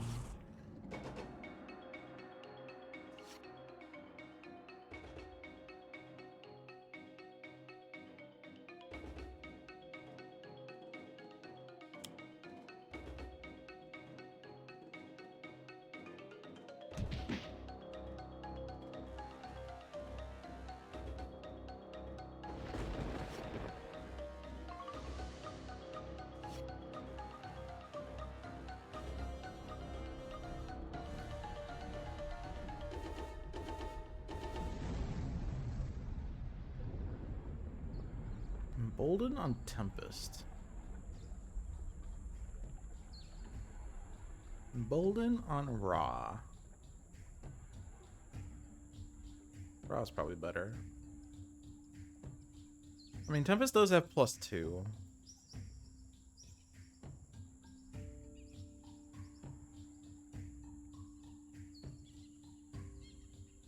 But you don't have Cleansing Downpour unless I reclaim from the deep.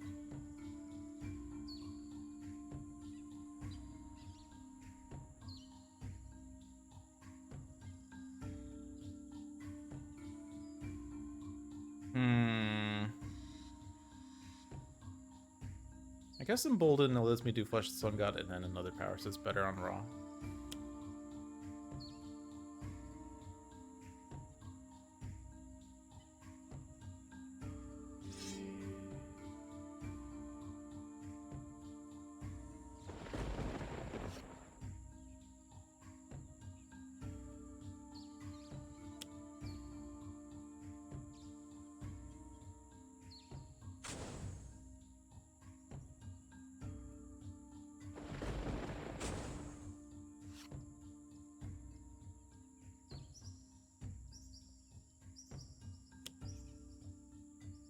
Lowest HP. So first the highest, then the lowest.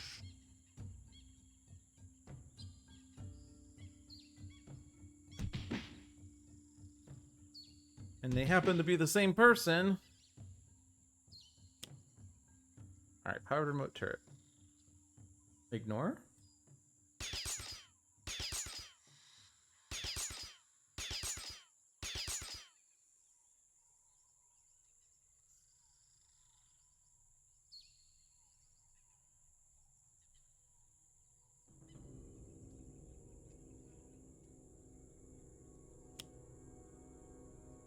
Can I ignore the power turret without dying? Seems like a tall order.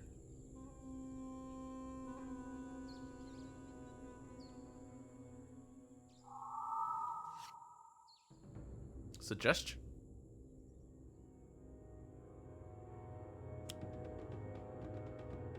Alright, we're immune to fire. That's the good news.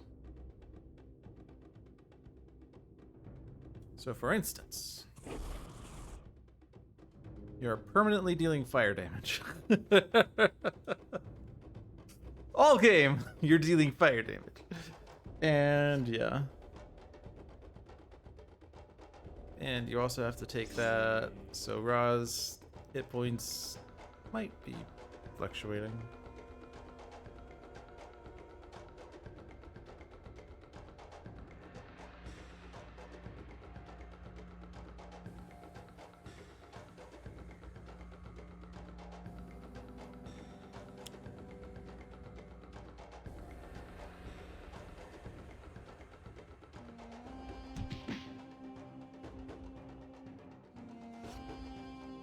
Round pound. Rampage.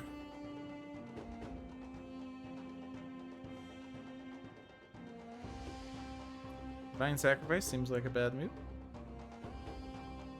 Unless I had done this first, but I didn't. I mean, it's mainly just like, if I had done this power first, I could have done 3 damage to one target instead of 1 damage to 3 targets, and those damage redirects to Fnatic, and I don't want that right now.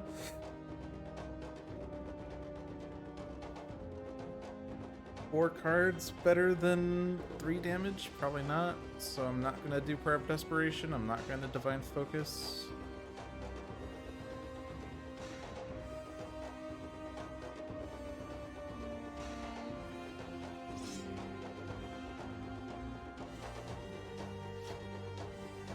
End of days.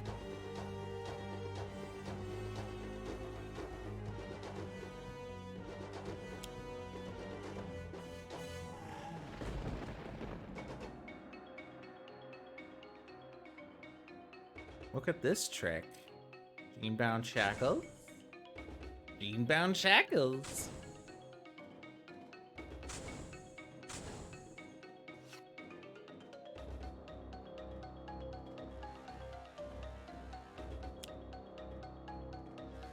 River of Lava! Another card that I just don't want to deal with.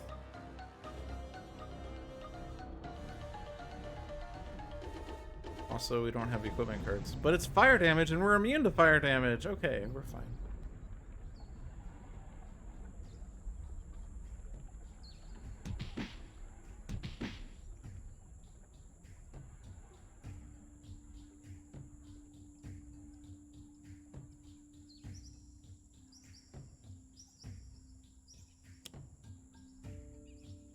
Blade Battalion. Okay.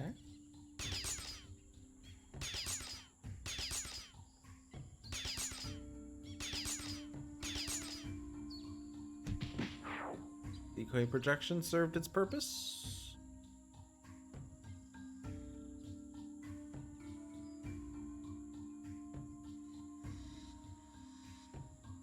He does shuffle the villain deck when he flips, so like Suggestion to control his next play is a bad idea. On the other hand, Suggestion to minimize the impact of the trash is fine.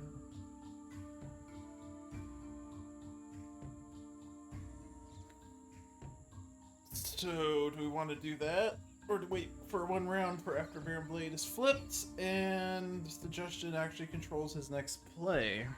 Obviously, we are not going to suggest Haste and Doom.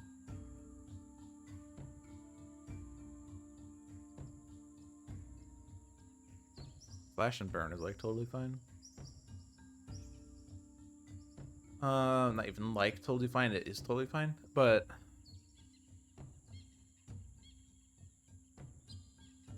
Flash Repair Nanites slows down the game a little bit. I mean, we would rather play Slash and or have Slash and Burn get played forcibly or something, but like that would be 2 rounds from now we could make that happen. At the same time, like, are we losing? We're not losing, right? Like, On cards. He's gonna put 2 more mobile defenses. No, he discarded 1 more? He discarded 1 from Consider the Price of Victory, didn't he? Okay, so in that case, there's only 1 more card going to stress. So it's 11 cards, so that's fine. Prophetic Vision. Sure. I don't want to destroy the power remote turret. I want to have Aka eat it.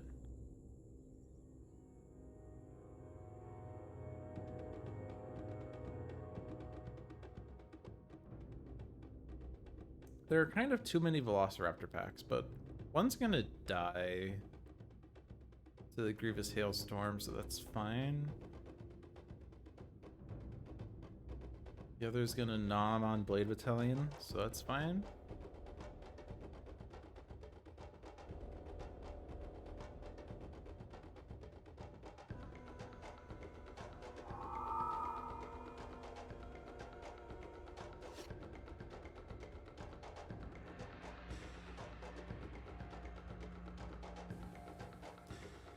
Actually, Imbued Fire means Embolden doesn't work anymore.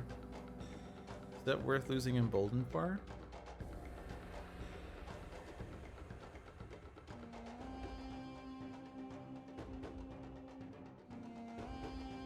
Just play Blazing Tornado. I mean, we lose out on damage instances, but we're not losing, so it's fine. Let's keep the double damage or double power raw thing going for a bit.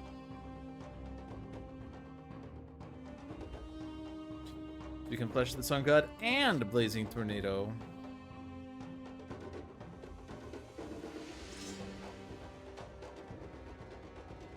I could also just ground pound. Some non-hero cards cannot deal damage.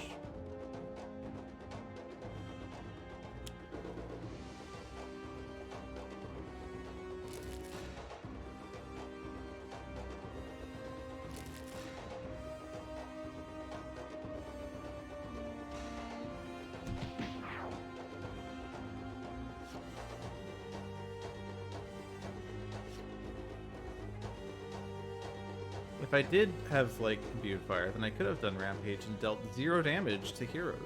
So maybe I should have done that. Divine Sacrifice is safe to play. Because non-hero cards cannot deal damage.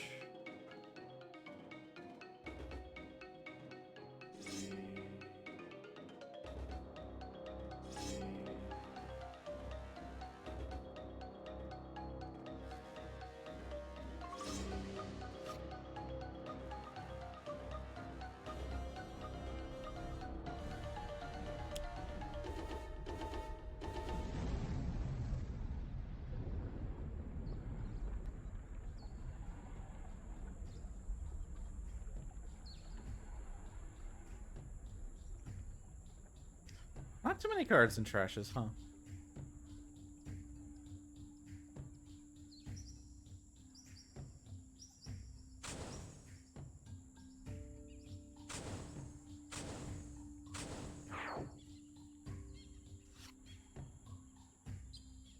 Stratosphere.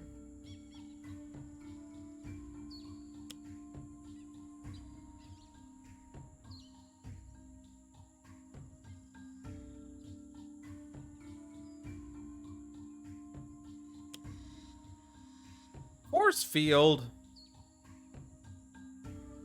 That's just not fair.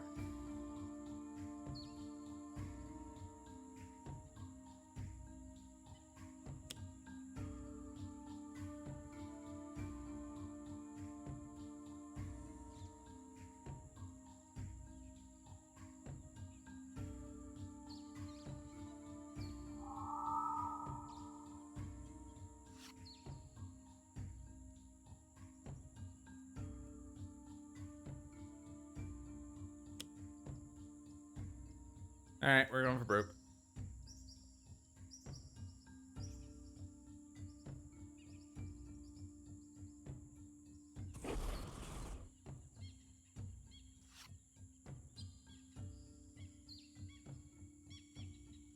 I would like it, but I can't.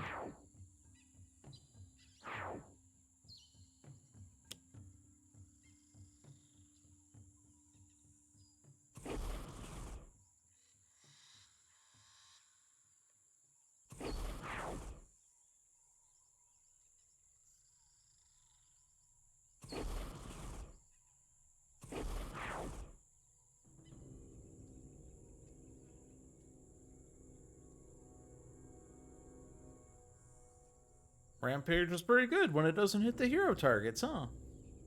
Also, it's just pretty good, but you know.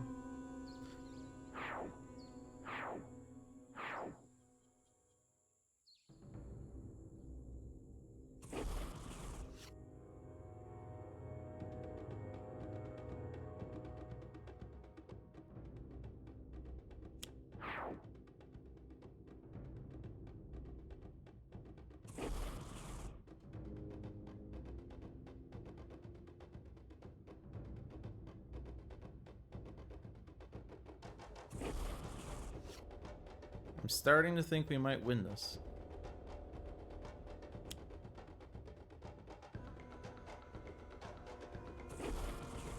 Okay. So that was how that game was supposed to go. One more, and we're caught up on where we're supposed to be. And it's Challenge Matriarch.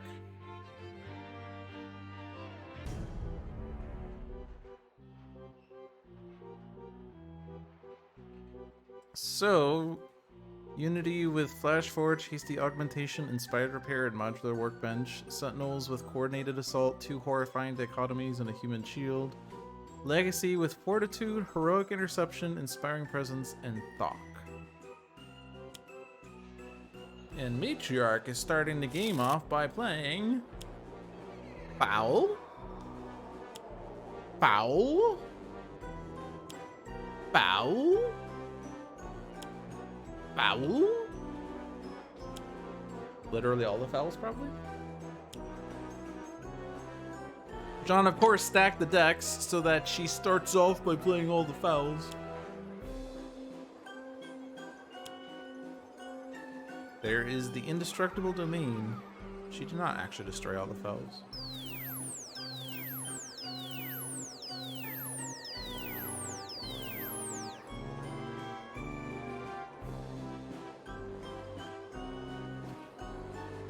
So, we also have not gotten huge intermutant, and that's fine by me. We managed to bypass that last time because we got the unstable midway? No. One of these discarded cards. One of them discarded cards.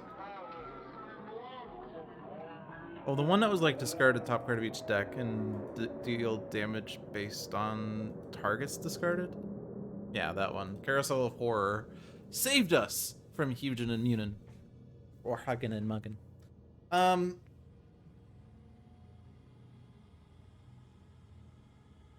guess it's Munnin, not Muggin. A bird called Muggin would be pretty scary because you just know he's gonna come and mug you. Right.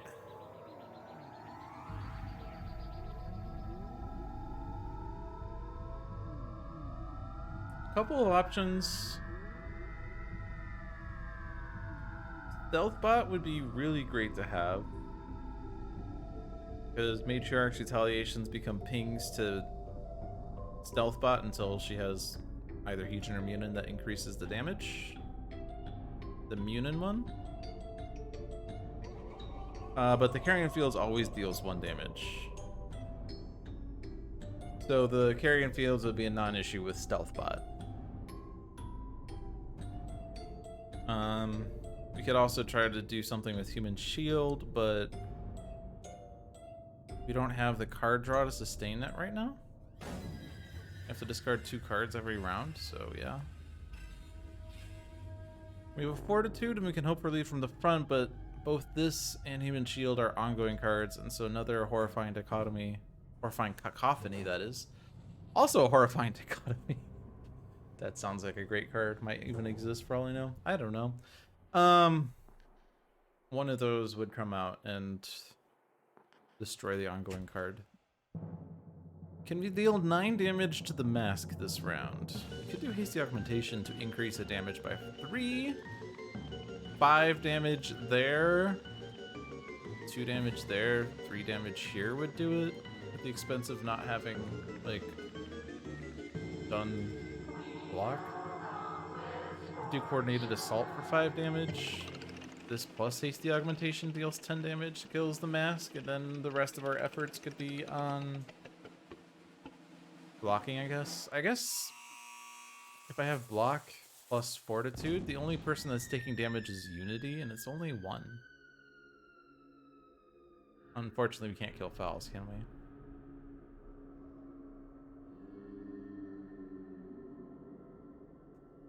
Maybe that's the issue. We don't have AoE right now. Horrifying Dichotomy. I knew there was a card called that. I swear, I was thinking of this card when I said Horrifying Dichotomy, because, like, it starts with horrid. It's almost horrifying, right? No? Okay.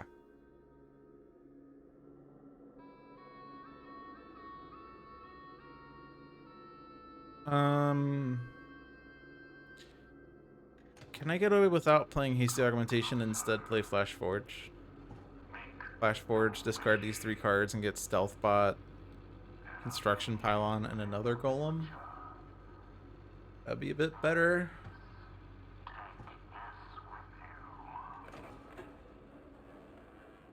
Problem is I don't think we have enough damage. Definitely want to get rid of the mask as soon as possible, because that means that she's playing twice as many cards in a round. And when she can play 7 cards in a round, playing 14 cards is terrible. But I mean, obviously that's not what the card says, but this says that she plays 2 terminal cards a turn, where terminal is non-foul. She plays 2 non-foul cards a round, plus all the fouls. How bad are the fouls? This one is gonna kill Idealist, basically.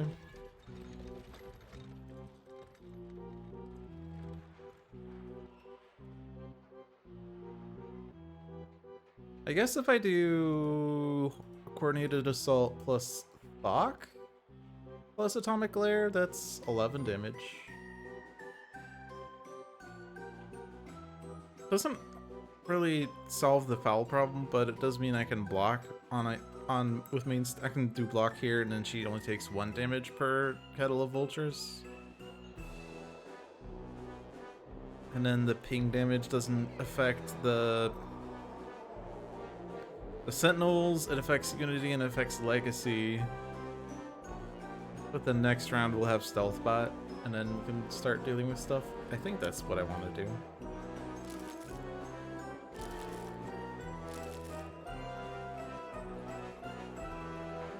So what's the other one? Do I go for Swiftbot to get 2 plays, 2 draws around, or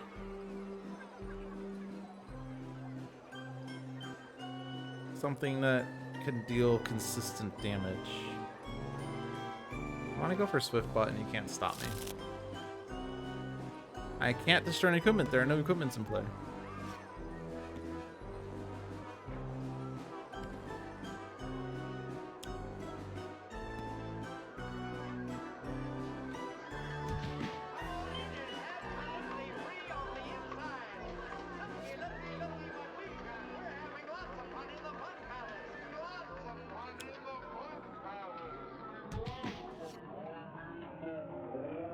Takedown's pretty good.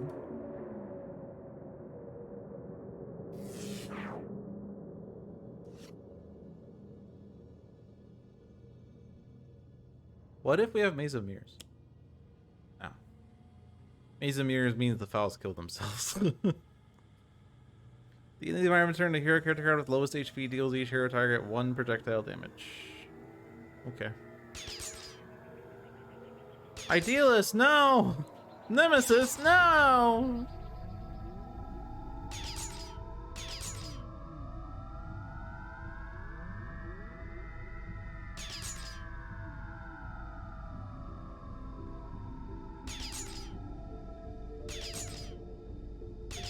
The start is definitely different than it was last week, so Yep. These games are vastly different. I don't know that they're necessarily, like, incredibly different. Because, like, I mean, at the end of the day, like, John puts up one-shots based on games that he played, and, like, he doesn't stack the decks as often as people think he does. I think he doesn't put one-shots up that he hasn't won on the first try, with the possible exception of, like Impossible Challenge or whatever, which was pretty early in the one-shot history. Mask is back.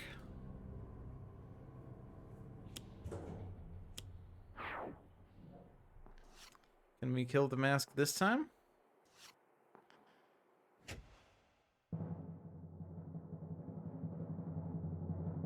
This is 3 damage.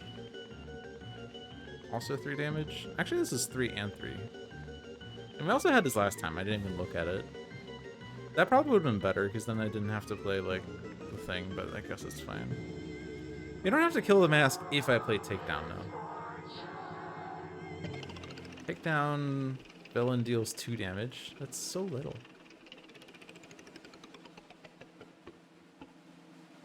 But the danger with Takedown is that if Maze of Mirrors comes out, this now says hero cards cannot be played.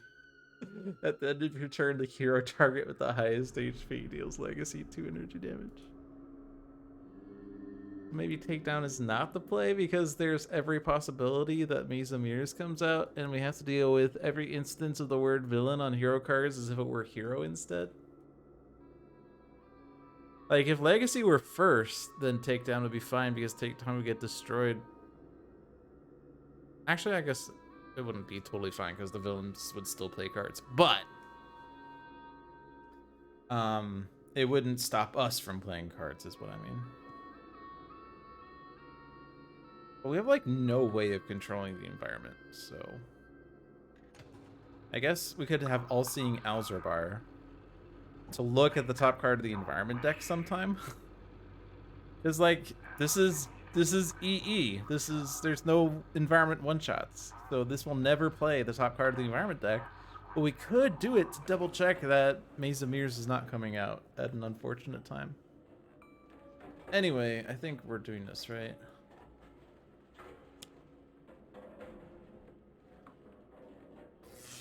We're still trying to figure out how to kill fouls.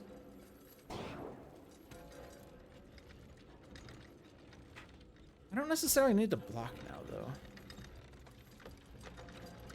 Man, if this was Adamant Riot, that'd be so nice because I could put Mask on the bottom of the deck.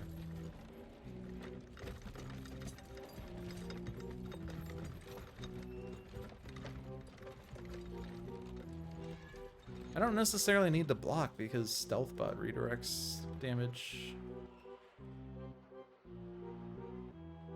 But maybe I don't want to redirect all of the Kettle of Vulture's damage, which is still going towards Idealist, or is it now going to Stealth Bot? It is going to Stealth Bot now. Okay.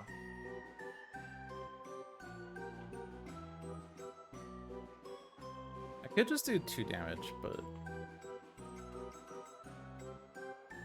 can I do better?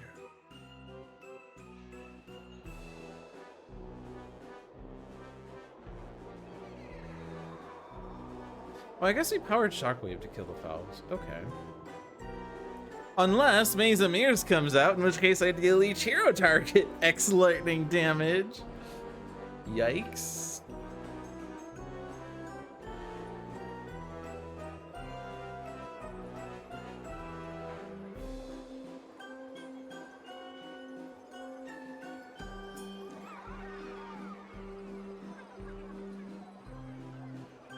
And the Horror Cacophony is 1 damage, so that redirects the Stealth Bot still.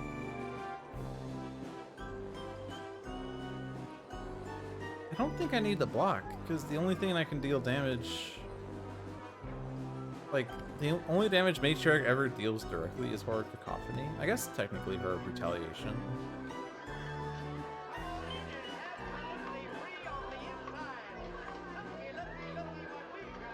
But, like, what damage happens here? It's usually self-damage.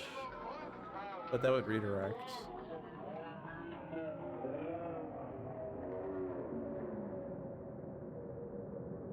Hero with the highest is legacy.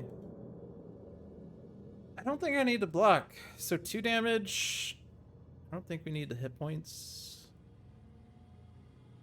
We could do deck manipulation, but like revealing the bot. I guess we could reveal the bottom of Madame Mittermeier's, and if it isn't Maze of Mirrors, we could put it on top, and then we could take down safely. Okay, I guess that makes a lot of sense now. Okay. It is definitely not Maze of Mirrors. If there are fewer attractions than active character cards play cards, there are 4 active characters. There's 1 attraction. There would be 2 attractions, actually. So there'll be a lot of environment. But it is not Maze of Mirrors, so it's fine. Actually, wait, does that start? Or, it was start, right? Start, okay.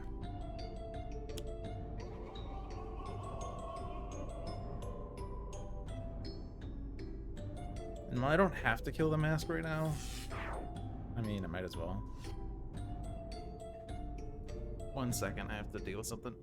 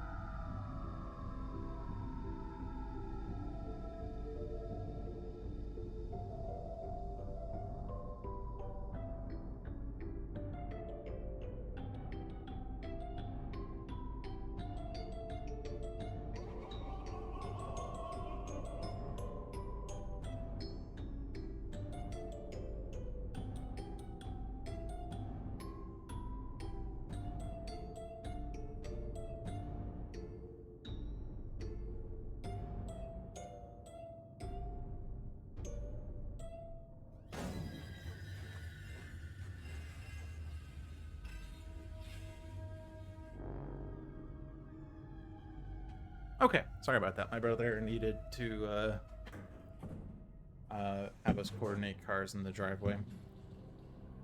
Okay, so this is what? 2 energy damage. Oh, from Matriarch for a takedown, so that's fine. Stealthbot needs to survive the Kettle of Ultra's damage. Oh my god, it's the abandoned Big Top! Oh my god, its ideal is dealing damage! Oh, okay, I'm sorry. I don't want to redirect everyone's damage all game.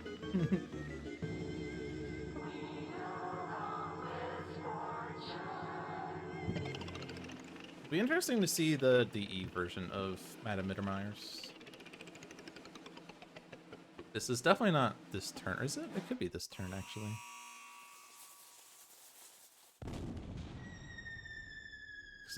The only non-zero damage is the Kettle, or non-1 damage is the Kettle of Vultures, which is already going to Stealthbot.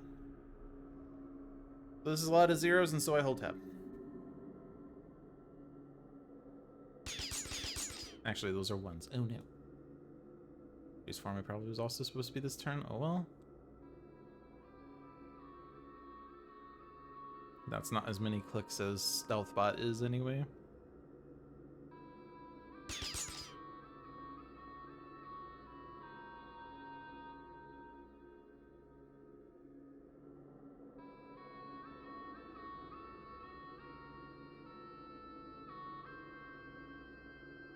Okay. So... it would be nice if I had Inspired Repair to heal Stealthbot right now. Only I knew then what I know now. I could Brainstorm and maybe draw one. Cause... I mean, you're not taking damage from Matriarch right now, and we're gonna kill all the vultures with Powered Shockwave. I'm just gonna start with this. I get a Flash Forge and a Robot Reclamation.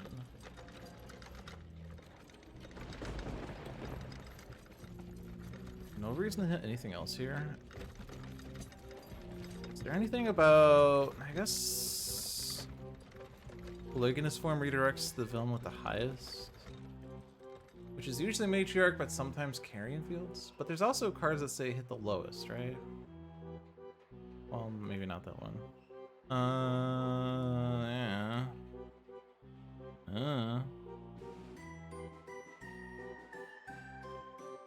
I don't want to hit anything else. Powered Shockwave! Definitely better than Flash Forge, right? Because we don't have any AoE otherwise. We could maybe get into it with unique capabilities, but let's just do this. It does mean I have no golems to put into play, but them's the breaks. I'm gonna hold tab on this because it's a lot of zeros again.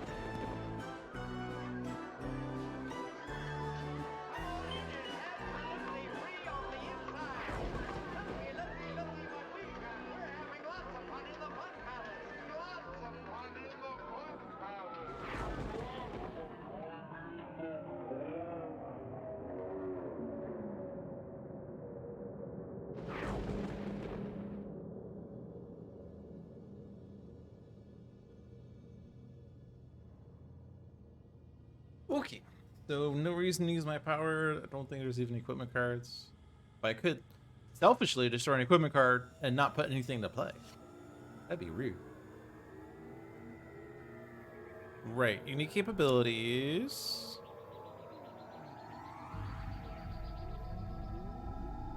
If I do Durasteel Chains, then Human Shield is better. If I do Aura of Vision, then Human Shield is more easily kept into play. Mainly in case, like, there's a 2 damage is the thing. Like, if there's 2 damage happening, then Durasteel Chains means 0 damage still happens.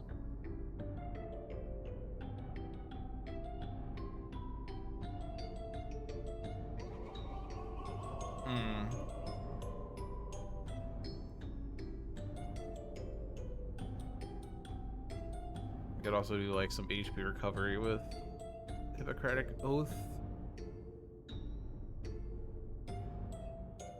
I'm gonna do Aura Vision because, like, I have come to the realization that card draws are really good. Also, I drew Team Communication, so I'm gonna play that one. I drew Unique Capabilities. So things are getting spicy.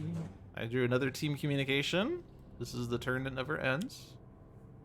I'm gonna take Durasteel Chains now because I can play Human Shield very easily.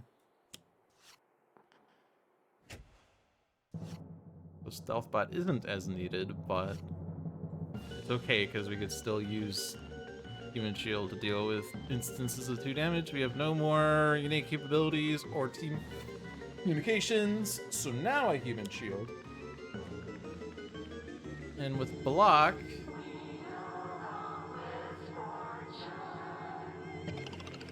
and now I wish I had Fennel Tactics. With block, we take 0 from any instance of 2 damage. 2 damage. Okay. Which means I could do Inspiring Presence, actually. Here with the lowest is Idealist. I guess actually with a damage boost, Stealth Bot takes 1. And Mainstay would take 0, except now it's Nemesis damage, so it's 3 minus 2, which is 1, so Mainstay would still take 1.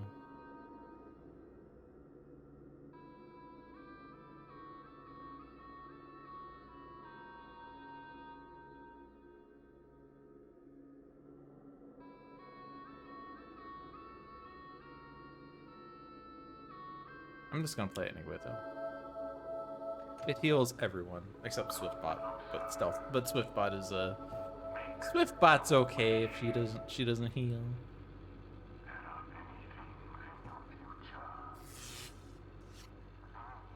Legacy Ring.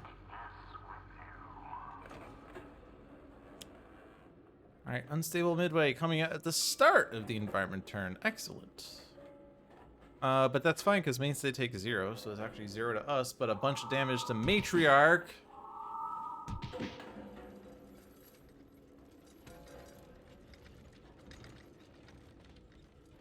Alright, so now it's tabs for the rest. Do be mindful of the fact that it might not be tabs for the rest, but it's very likely to just be tabs for the rest. I don't know of a situation where I'd rather redirect a Stealth Bot or have someone take their own damage. Maze of Mirrors. Alright. So now we have redirects and villain on hero cards. This now says villainic interception. No, actually, no, it doesn't work that way, but that'd be funny. So what does that screw up then?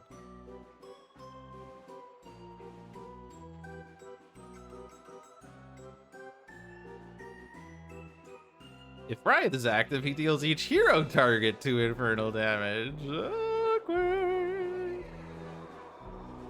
If the Idealist is active, she deals each hero target 2 psychic damage. Awkward. Also, are there like... There could be a base power that says deal a villain damage, right? Like, I think isn't like Lifeline's base power or Blood Mage Lifeline's base power deal each villain target 2 infernal damage, deal yourself and each villain target 2 infernal damage. So that would be a really bad Maze of Mirrors effect.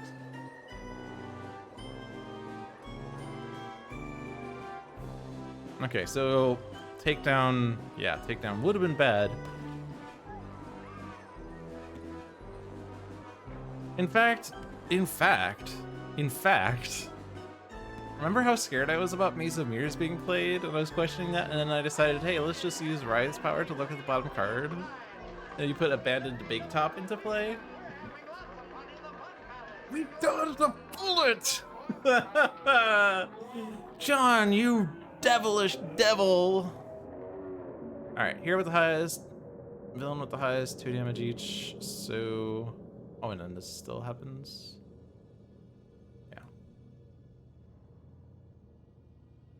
Yeah. Maze of Mirrors kind of screws it up a little bit.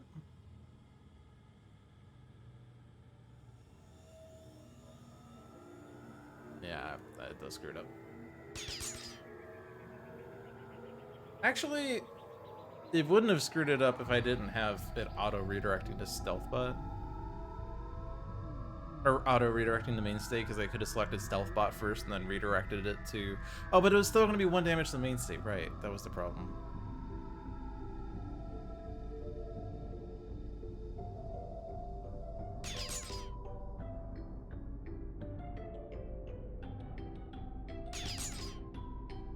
This is why I was thinking about not playing, thingy. I guess no, Idealist took the one as well. It's fine. I think. Maybe. Might not be fun. There's a lot of targets, isn't there?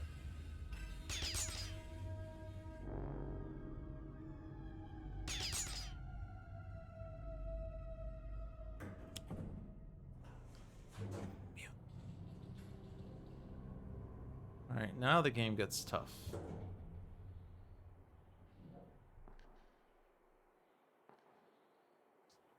We didn't do it. Oh yeah, we didn't do it this game. So we're not auto redirecting to mainstay, which is very important to know.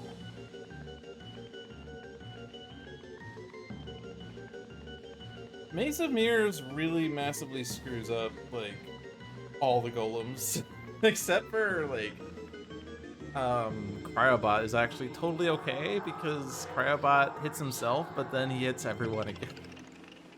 But then like Raptorbot and Platform Bot, instead of actually hitting something, they hit themselves. That makes me want to destroy Maze of Mirrors.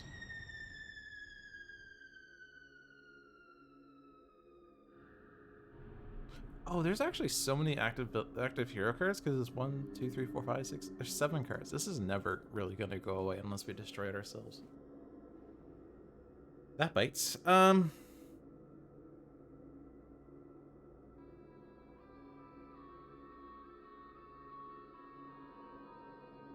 I also kind of regret playing Inspiring Presence now because of all the damage that we gave to Mainstay.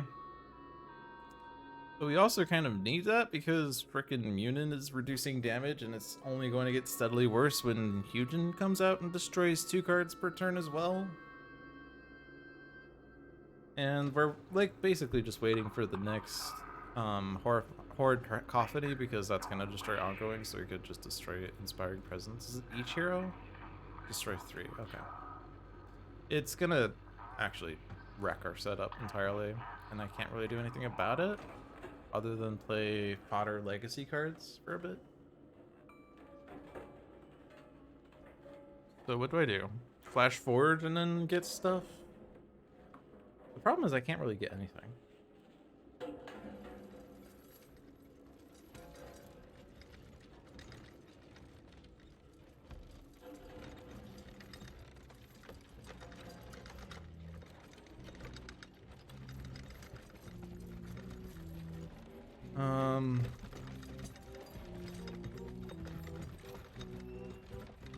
All I can really do is get B-bots to counter the bad attractions, but there are a lot of bad attractions. I think if I get rid of Shooting Gallery, that's fine. If I get rid of Maze of Mirrors, that's okay. I mean, Maze of Mirrors is really weird because the fouls just kill themselves. It's kind of like awkward because like I could just leave Base Emirs out and then the fouls kill themselves and make sure I can't really do much. The problem is I'm also not doing much. And when I'm not doing much, we're not making progress in the game. And if we're not making progress in the game, then we're not winning the game.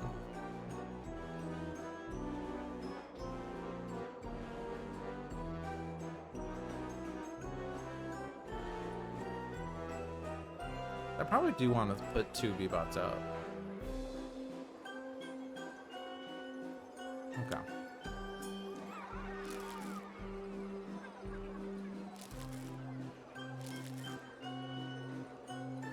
B-bot, pylon,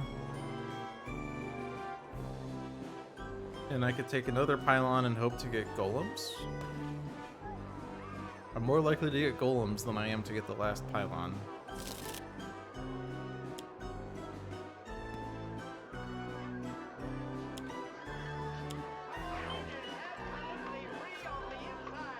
It's B-bot. It is golems. I was right. Alright.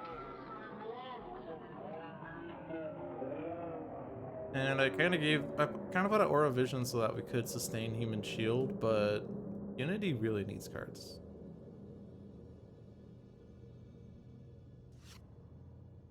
Okay, Brainstorm is really good. And I'm going to get rid of Positive Energy because that's hitting heroes. Dark Delusion's also hitting heroes.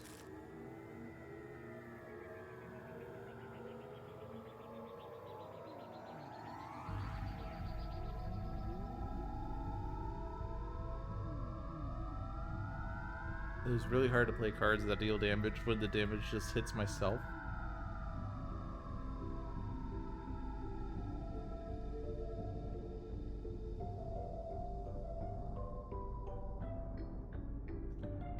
Idealist dealing 1+1+2 is 4. Redirects to mainstay, which is Nemesis, so 5 minus 2 is 3. Or redirects to Stealthbot, which is not Nemesis. So it'd be 4 minus 1, which is 3. So, like, same thing, except Stealthbot dies.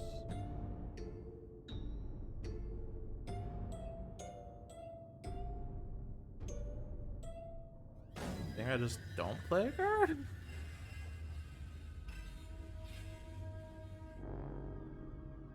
Just wait for Emirs to go away, and then I can do things, I guess. Okay. Also, I don't even have block active, so that would be 4 damage to mainstay.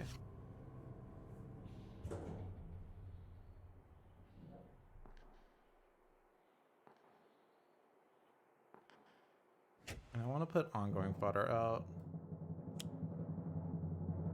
And this is useless because that just hits me. Or redirects. I guess I could... Well, I can't hit people with it. Freak Show! Alright, that combos with Shooting Gallery at least. That's a little better.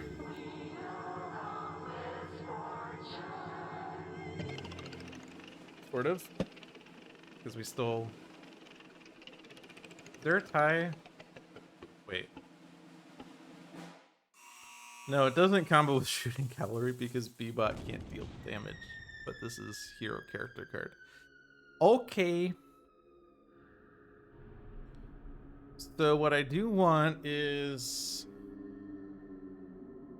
I want Shooting Gallery and Emir's Gun still, I think. You won't believe your eyes.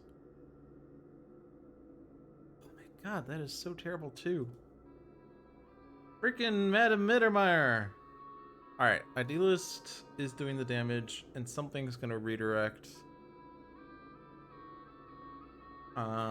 It's only 1 to you? Emir's. Actually, no, it's Mainstay dealing the damage. That's kind of funny. But it is boosted, though. Right? Like, it's +1, -1? Yeah, that's why it's still 1. It's not Nemesis, but it's +1 because of their steel chains. But I say no to that. But I do say yes to B-Bot. Stealthbot is a no. That's a no. B-Bot is gone. This damage can't actually happen, but it does say deal damage, so that's kind of annoying.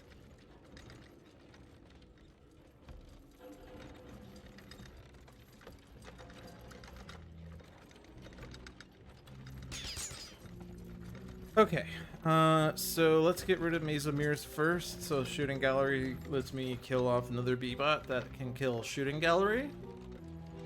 I think that works.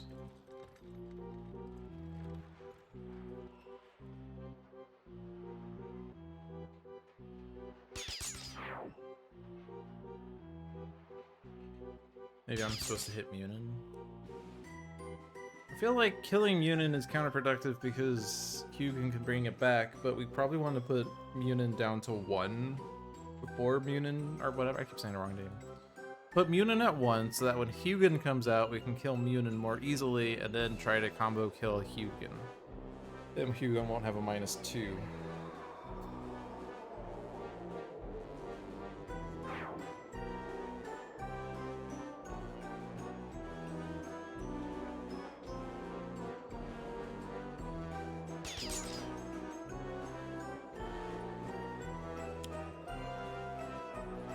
Okay. So now that we got rid of Maze of Mirrors, we can actually play the AoE cards better. The problem is, I guess Matrix dealing 2, but we do actually have like Mainstay helping out. Unless I don't block first, which is actually... Yeah, I can't actually do that in the right order, huh? I have to do my play phase before my power phase.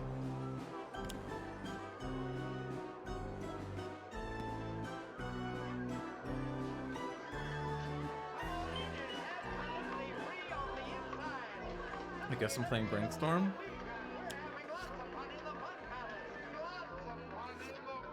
There's the Inspired Repair for Stealth Bot. We have Cryobot.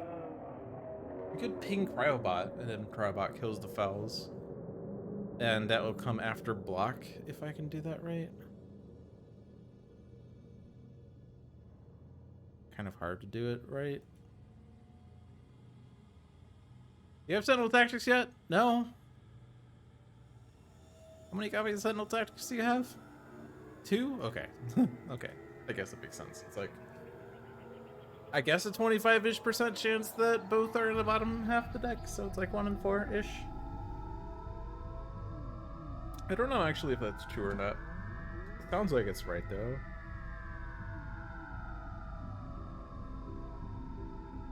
I think it's like 20 times 19 over 40 times 39 or something like that. So it's 1/2 times a little less than a half.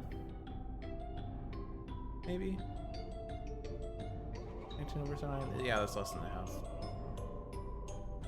But it's still 25%-ish. Alright, so I could kill fouls with this. But I think we don't because ping. And then ping. And then mask, which is also a priority.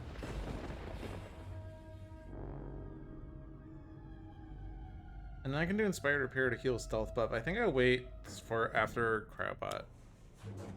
After Cryobot's stealth damage. I'm gonna gamble that I don't need B-Bot.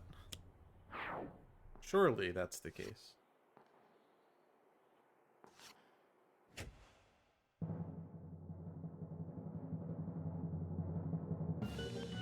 So what's happening? This is always going to play an extra card. This is never going to hurt us. Platform bot, stealth bot cannot deal damage. Well, stealth bot will be the one we select. Each character card deals itself X psychic, where X is the number of attractions, so each character card deals itself 3, except it's really 4 on the hero side. And some of that could maybe redirect, but that's a lot of damage to throw to mainstay, especially with Nemesis. But if fewer than 5 targets take damage this way, destroy this card. So we kind of want damage to not happen, but also can't kill mainstay or something. I don't know. No.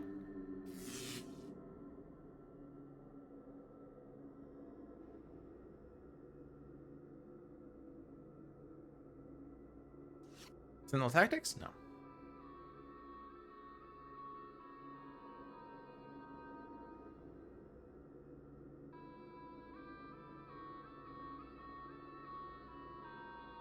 We do have to be really careful with how we set this up.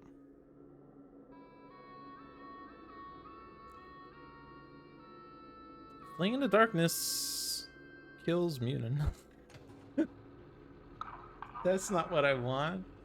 We can definitely try to, like, 3 damage, yeah, that gets past -2, so we can use that to kill Munin once Hugin comes out, and then Hugin is really easy to kill.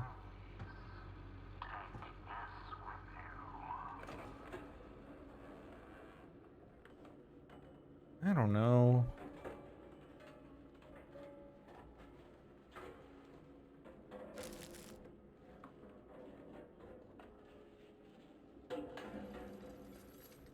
We have a lot of cards that say deal each target damage. Problem is, Mainstay is only at -1 right now, so Matriarch's Retaliations will deal 1 damage to Mainstay. Or it'll be dealing 2 damage to...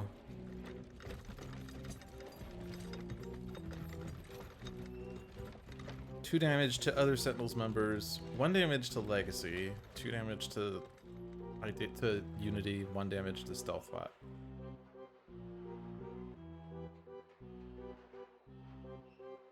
I guess the plan was for us to just blast Cryobot with Atomic Glare, I guess? It's a lot of damage. But then Cryobot hits each foul, and then Mainstay will have blocked, and 2 damage becomes 0. And hopefully we don't die.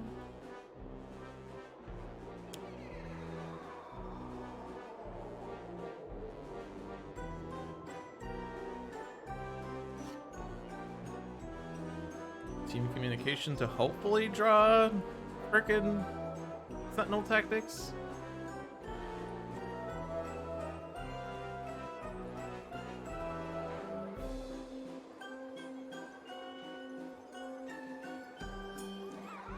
I guess Danger Sense protects Legacy a little bit. No, it doesn't help for the self-damage, actually. But it is ongoing fodder, which I am trying to do. Heroic Interception sort of stops this, but... oh, it does stop this, actually. But then I can't actually hit Cryobot. Is that okay, though? Because actually with Heroic Interception, we redirect damage to Mainstay or Stealthbot, and it's 0, so then the fouls don't matter. But, oh no, we can still kill the mask. Right, actually we have to kill the mask. Have to kill the mask. Okay, I'm okay with this. And even if Horrid Cacophony comes out, that'll come after the point where we needed the Heroic Interception because the fouls deal damage at the start. So that's really good. I'm glad that we worked that out.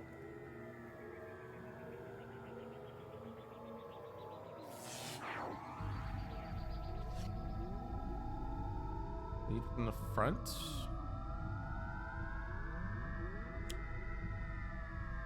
Unstable Murdway.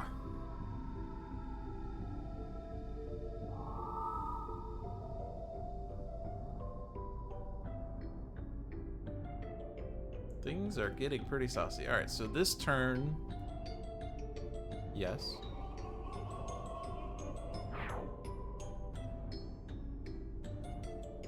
And then this happens.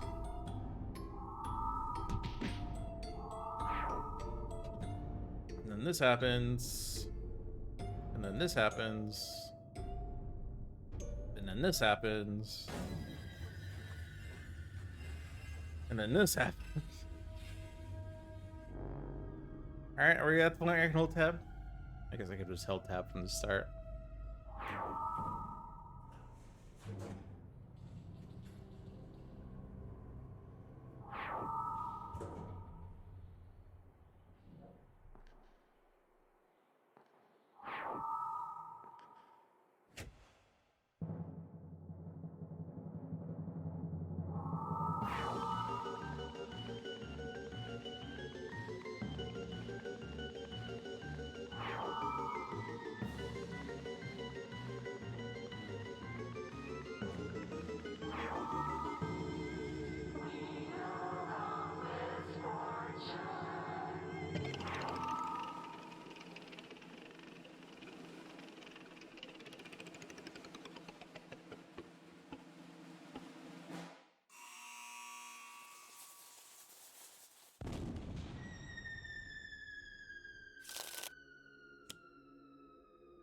You won't believe your eyes! Number 2!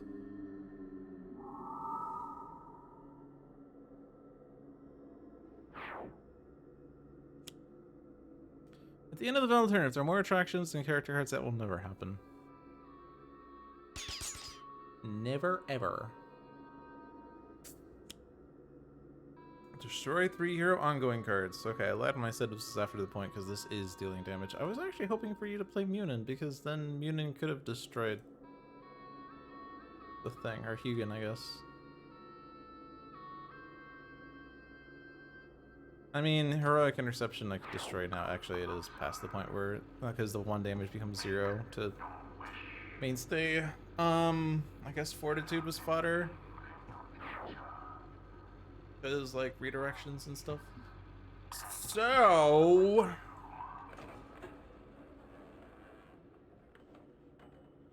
if I destroy Human Shield, that's bad, because then, obviously, we can't redirect the damage to mainstay. If I destroy Inspiring Presence, that's bad, because we lose a +1. We have another one. That's fine.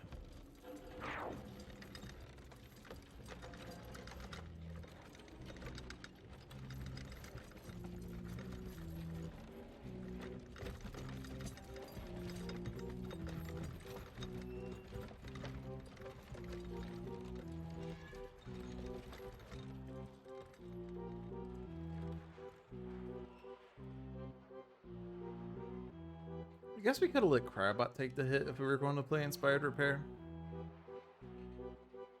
And again, without Heroic Intercept, without Inspiring Presence, you can't actually hit Matriarch or Munin, or I mean, you can damage Carrion Fields, but that one doesn't matter. I'm gonna play Supply Crate because that draws a card, and I can move Golems from my trash, which is B-Bot.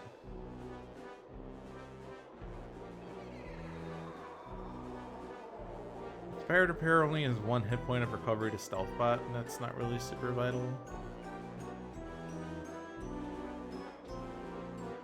So I think that's fine. I'm just gonna skip and destroy Supply Crate to play Platform Bot.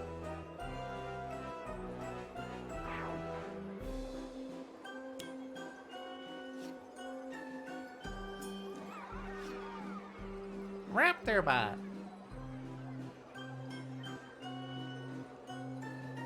So, let's see. So, when Munin is out, we will fling into darkness.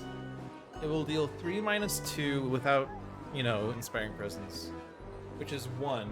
So if that target is at 4 or fewer, which is currently the case, so I can just hit Matriarch with these because while it is -1, that's funny because Platform Bot number 1 is like, no, Platform Bot 2 is the one with the lowest HP. Platform Bot 2 is like, no, Platform Bot 1 is the one with the lowest HP. I love that loophole so much. Alright, you're gonna Team Communicate, which means you're gonna draw a bunch of cards, but we could also just have you draw a card right now. You're playing Inspiring Presence. You're probably wanting to find an equipment card to eat, so I'll give you that draw. Volatile Parts is an equipment card that you can eat.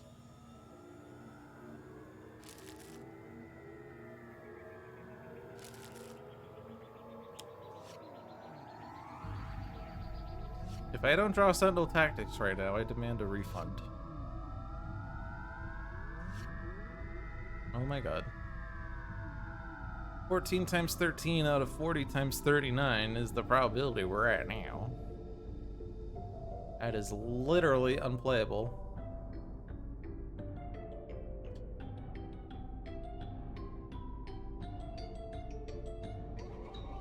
I'm gonna use up a positive energy, I guess. Hit points.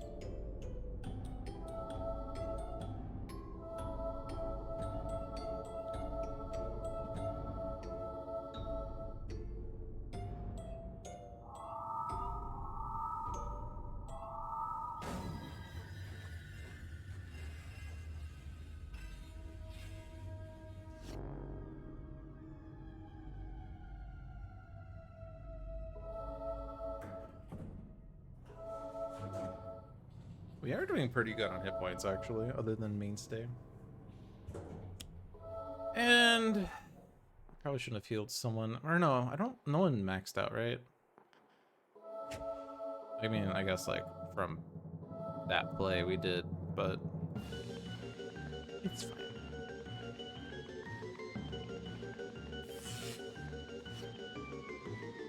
Take down. But again, we don't know what the top card of the environment deck is, and we're playing 2 cards, so we can't really do takedown anymore. Unstable midway. This all redirects to mainstay other than to matriarch.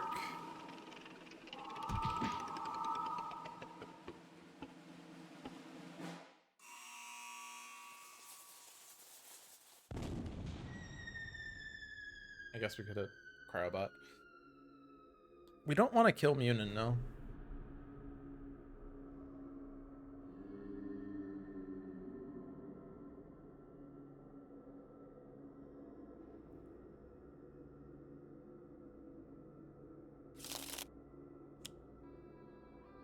Shooting gallery is back. Unstable midway is here. There's a lot of unstable midway chaining. Is this gonna damage? It is, because this is mainstay dealing the damage. Which means that I guess we're just gonna have people get hit by this. Like, you can take the damage, I guess. Except I still have this active, so whoops. Clear that, clear that. Okay.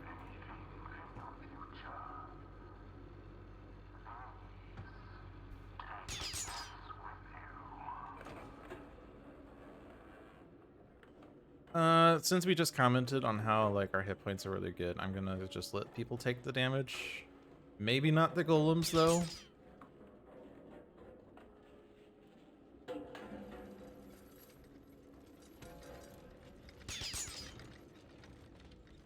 I will hit the child.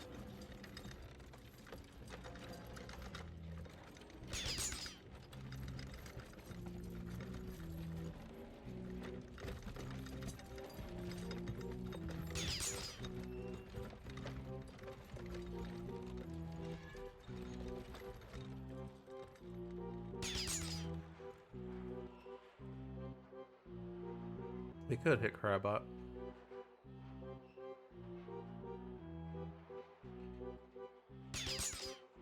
Actually, we can hit the golems because we do have Inspired Repair.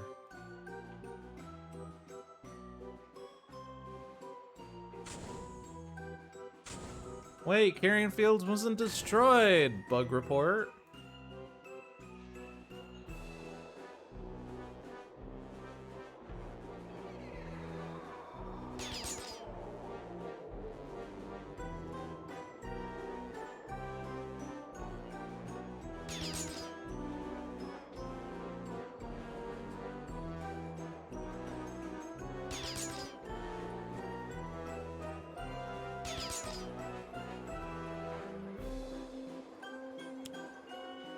That's not Munin.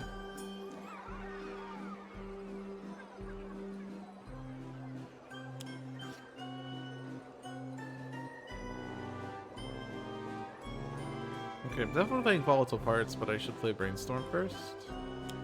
I'm gonna put Raptorbot into play most likely. Raptorbot deals a lot more damage than the other things right now. And I definitely don't want to hit Munin. Munin is taking tangential damage way too much now. We really want Hugin to come out just so that we can stop stressing about Munin accidentally getting destroyed. Although at this point, if we had destroyed Munin and gambled that we could win the game before Hugin came out, then we would have dealt a lot more damage to Matriarch, probably.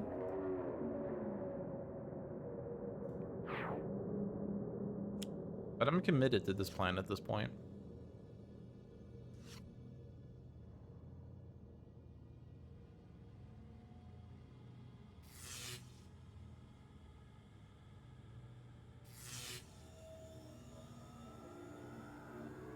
Oh, freak show.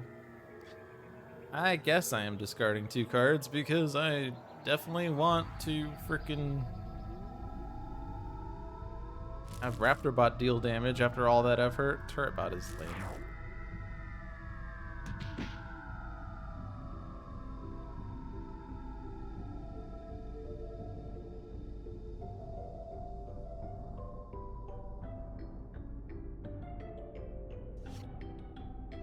Oleaginous form? That's not Sentinel tactics!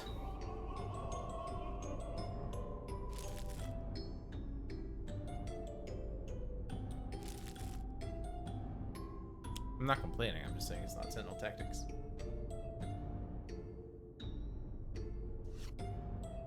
Oh my god, it's Sentinel tactics! I would say it's John's fault that... Actually, no, I said the probability was like less than whatever, but we shuffle the deck every time we searched our deck for a form, so it's not really like it's John's fault. It's really my fault for searching for different signatures. Whoops. My bad.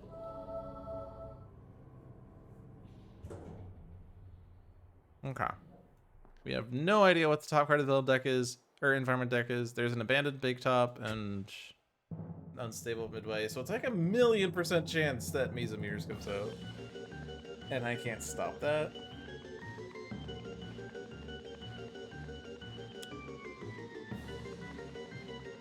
Lead from the front means I can, whenever hero target, we dealt damage by a hero card under Mesa Mirrors. Oh, whoops. I mean, I guess it's a May, so it doesn't actually change anything, but it's funny.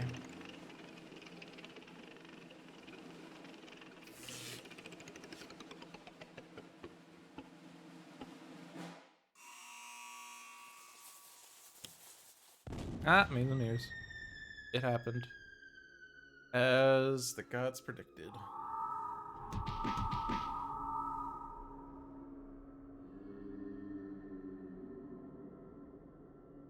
I do have to be careful though, because I don't want this to automatically redirect everything. The self-damage is gonna just like bounce around. I do have to be careful with that.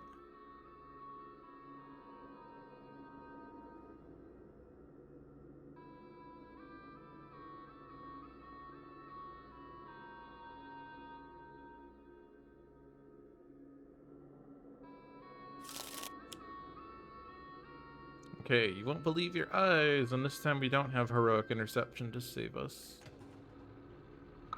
Alright, so let's toggle this off.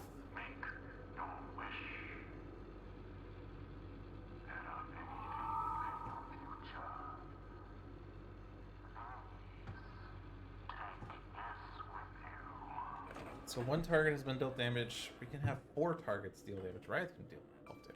Sure. Do have to be careful. So this, and we do want the order to be chosen. Have lead from the front because hero damage is being dealt. And then Maze of Mirrors.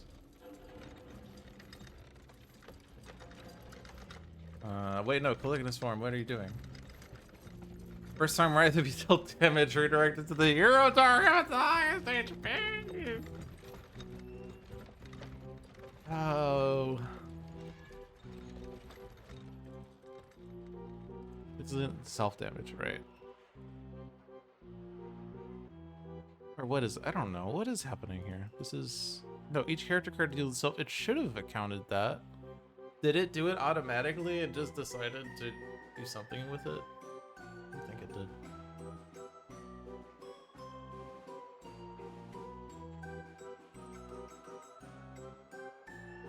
Ow!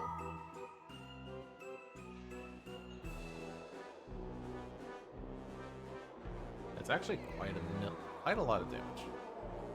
Holy moly.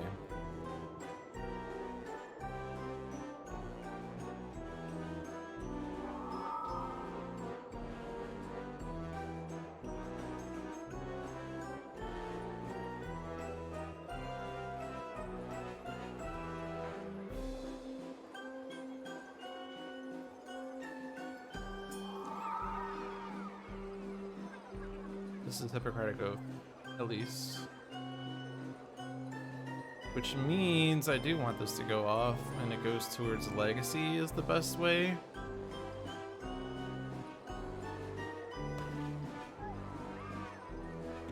And then heal me and stay. Okay. That is nice. Because now you can take your own damage.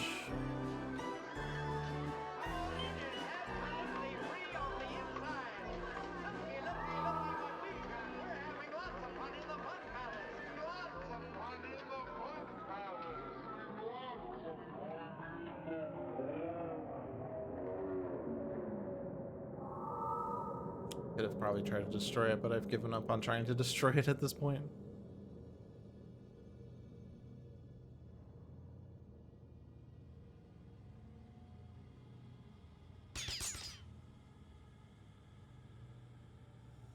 Is this mainstay? Poop. I guess we have to kill mainstay, and that sucks. Because there's no way that I can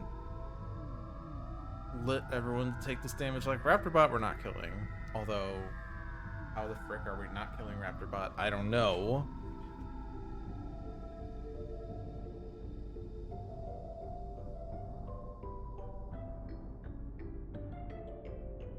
You have to kill Mesa Mirrors with B-Bot before Raptorbot dies somehow?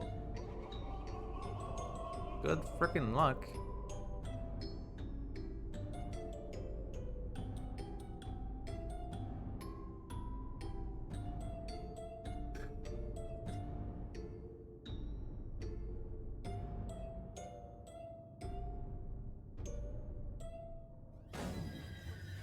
Because you don't have damage.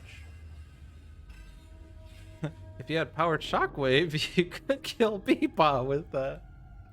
Ah! Actually, no, can't play B-Bot in time. Damn it. I have to play B-Bot and then destroy B-Bot with golem damage that doesn't happen to redirect to itself. That's not happening.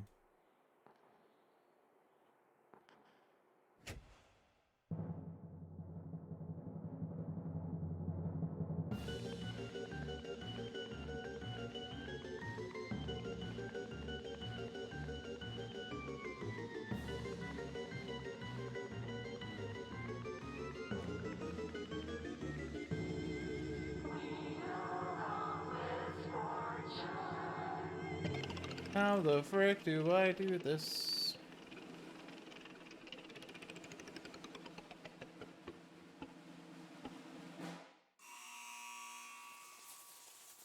That's the neat thing.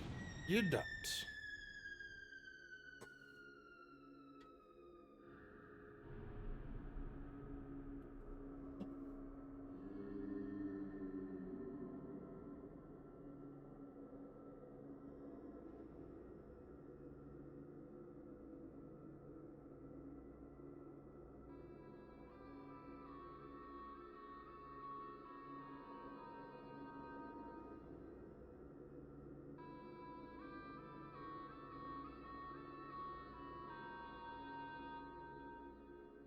Grr. I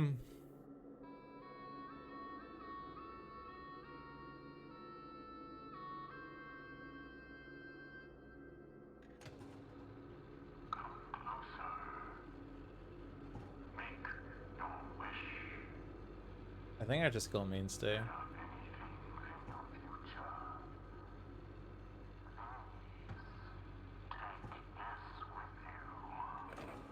could throw damage to Legacy, I suppose, but I can't work this out.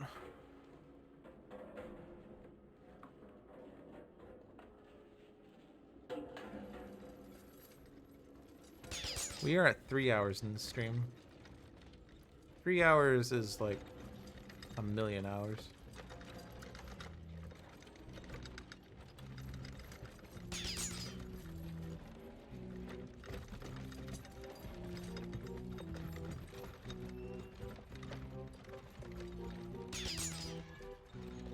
Alright, Human Shield now doesn't do anything until I can revive Mainstay. Fowls are coming out. But not Hugin. Annoyingly.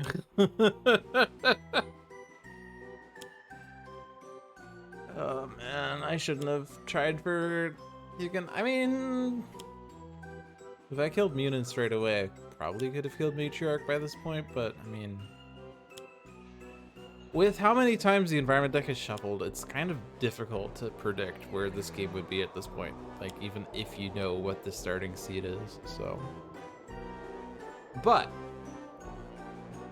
if I can somehow kill Munin, and then somehow kill Matriarch, or I don't necessarily need to kill Munin, but if I can kill Matriarch, obviously that's great.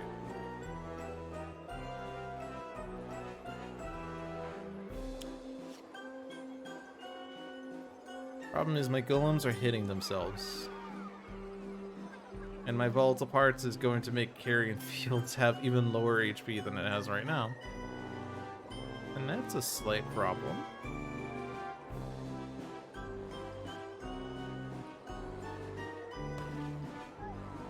I'm definitely playing B-Bot.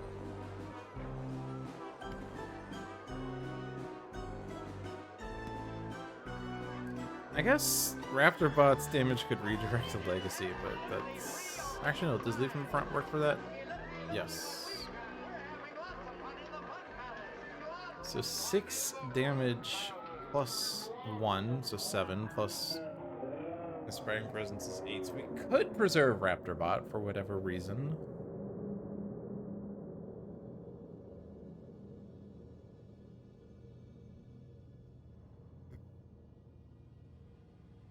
Seems like a fool's errand.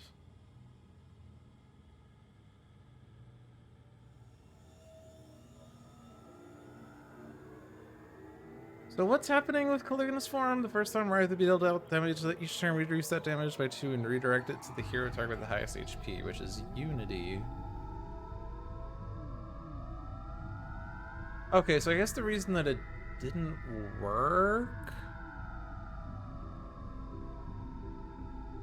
Or did it work? I don't know. The first time you were dealt damage was from like something, and I don't remember what it was. It didn't seem like it worked on the environment turn. I honestly... It probably did, and I didn't notice.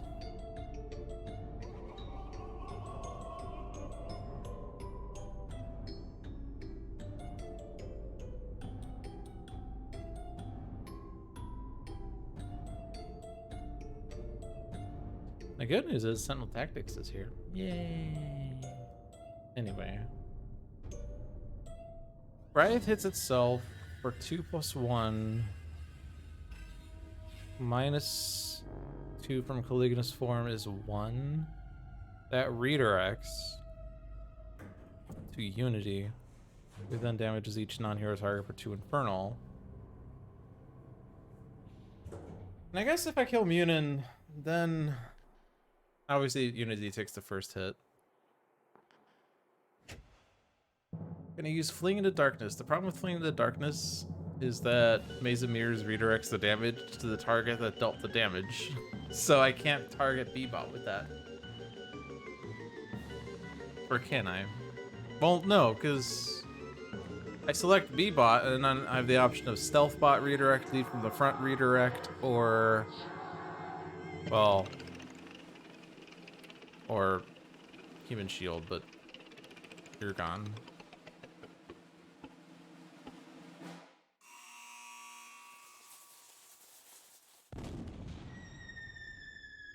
I guess actually it says if that target, which implies the damage doesn't have to happen, or it's not the target that is dealt damage, more just the target we selected, implying that like that's the wording that I'm interpreting, I guess, or could interpret. So Medico targets B-Bot, which doesn't quite kill B-Bot, but gets destroyed because obviously it has 4 fewer, assuming that, you know, it counts.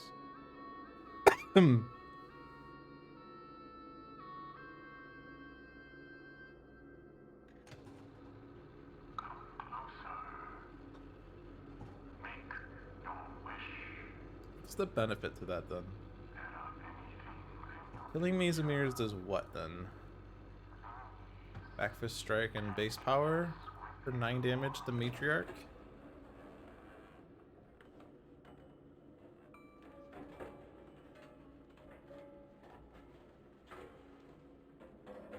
And I also get this power. So that would actually win, wouldn't it? Okay.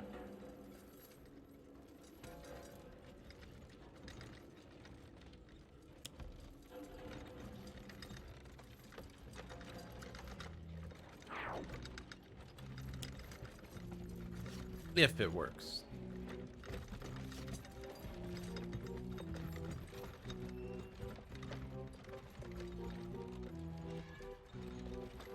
What is that?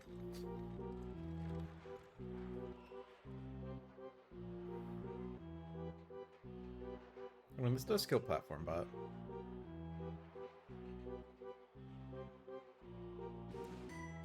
But I also don't want to deal millions of damage to Legacy. I guess she's at 18.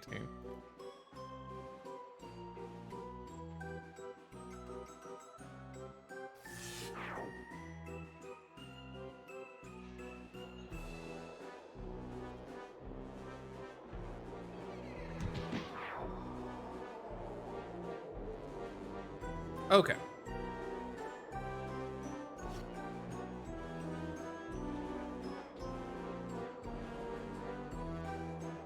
Go away.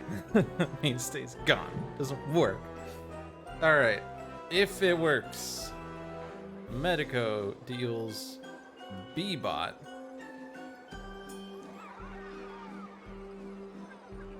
But his first Hippocratic Oathed, healing someone. I don't care who. B-Bot was destroyed. It works!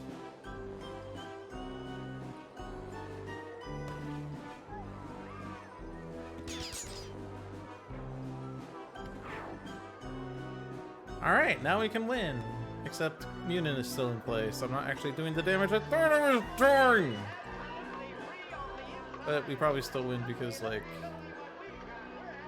there is unstable midway doing too. So I killed Munin with this, I think. Now I kill Munin. Obviously that was the best time to kill Munin.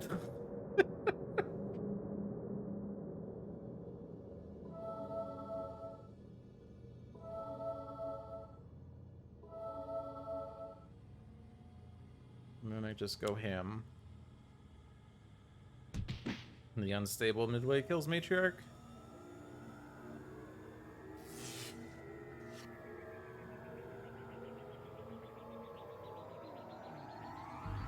Man, this game was a lot harder than the unintended version. This was so hard. I mean, it wasn't like we were losing, but it's just like, because we never really got Madame Mittermeier's under control, we just kept screwing things so much. I felt like the game was more against Madame Mittermeier than it was against Matriarch. Yeah, thank you, Iron Moose, for the help, I think. I was kind of onto something, though, with the line that I was trying to push, but I don't know if the damage would have worked out. I think it was still basically the case that we would have won on the environment turn, because, like, there were so many cards that had us dealing ourselves damage, including Matriarch, and so most likely Matriarch would just die anyway. Maybe I overcomplicated it, but instead of putting it at the environment's hands, we put it at our own hands. And also found a way to kill Maze of Mirrors, so that's a bonus. Alright, well, it is 10-10, and I don't think I have it in me to try to do the one-shot that Iron Moose wanted me to do. Which I presume is... this one? Was it this one? Because this is the one that, like, came out, and then Surprise Earth Prime came out, and then people played it on the update, and they played the version with the update, but... oh no, it's from years and years ago. Oh, well then, never mind. Never mind. What? I don't know which one it is. Did you say what it was? Or rather, let me rephrase, this is still in the chat. Completionist Guys, Bunker, Chrono, and Lifeline. Completionist Guys, Bunker, Chrono, and Lifeline. Well, obviously I can't see it from just this page, so I'd have to go through each and every one and be like, not that one, not that one, not that one. I mean, it has to be after Completionist Guys was released, which was definitely not in 2016.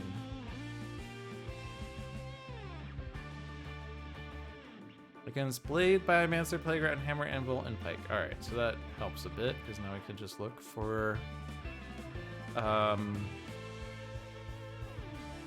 I guess in a team game it shows the leader, so we were looking for Blade, but Team Blade, and Pike Industrial. But I don't think we're playing it today is the problem, because, yeah, I'm definitely out of it. Is it this one? Hey, we found it! Yay! Nice! While it's a back issue that ended in 2019, we're currently in 2018, so it's not like we're that far off. Just like, I don't know, 3 months away. But if you do want to see it early, I can just pull it up next week. Except next week is Oblivion week, so we're doing Oblivion next week. Yay! Alright, so I'm gonna just wrap things up, because, yeah, it's late. Thanks for watching, everyone. Hope you enjoyed your stay. This was Dolphin's Dive. We're here every Thursday at 7 p.m. Check out the other streams we have on this channel. Every Friday at 4 p.m. is Luck of the Seamus with Seamus the Hug Monster. Every Saturday at 1 p.m. is Spirit Island Saturdays with usually myself and usually Seamus. Every Tuesday at 7 p.m. is Handelabra Live with John. Handelabra products include Sentinels of the Multiverse, Bottom of the Ninth, One Deck Dungeon, and Spirit Island, and Sentinels of Earth Prime. You can play those games on Steam, iOS, or Android devices. You can also play One Deck Dungeon on Switch. Find more information on those games at handelabra.com. Follow us at twitch.tv/handelabragames for the live streams. Follow me at twitch.tv/logicdolphin for streams whenever I have time to do so, which is fleeting these days. But that does wrap things up. Thank you for watching. Have a good night, everyone. Peace.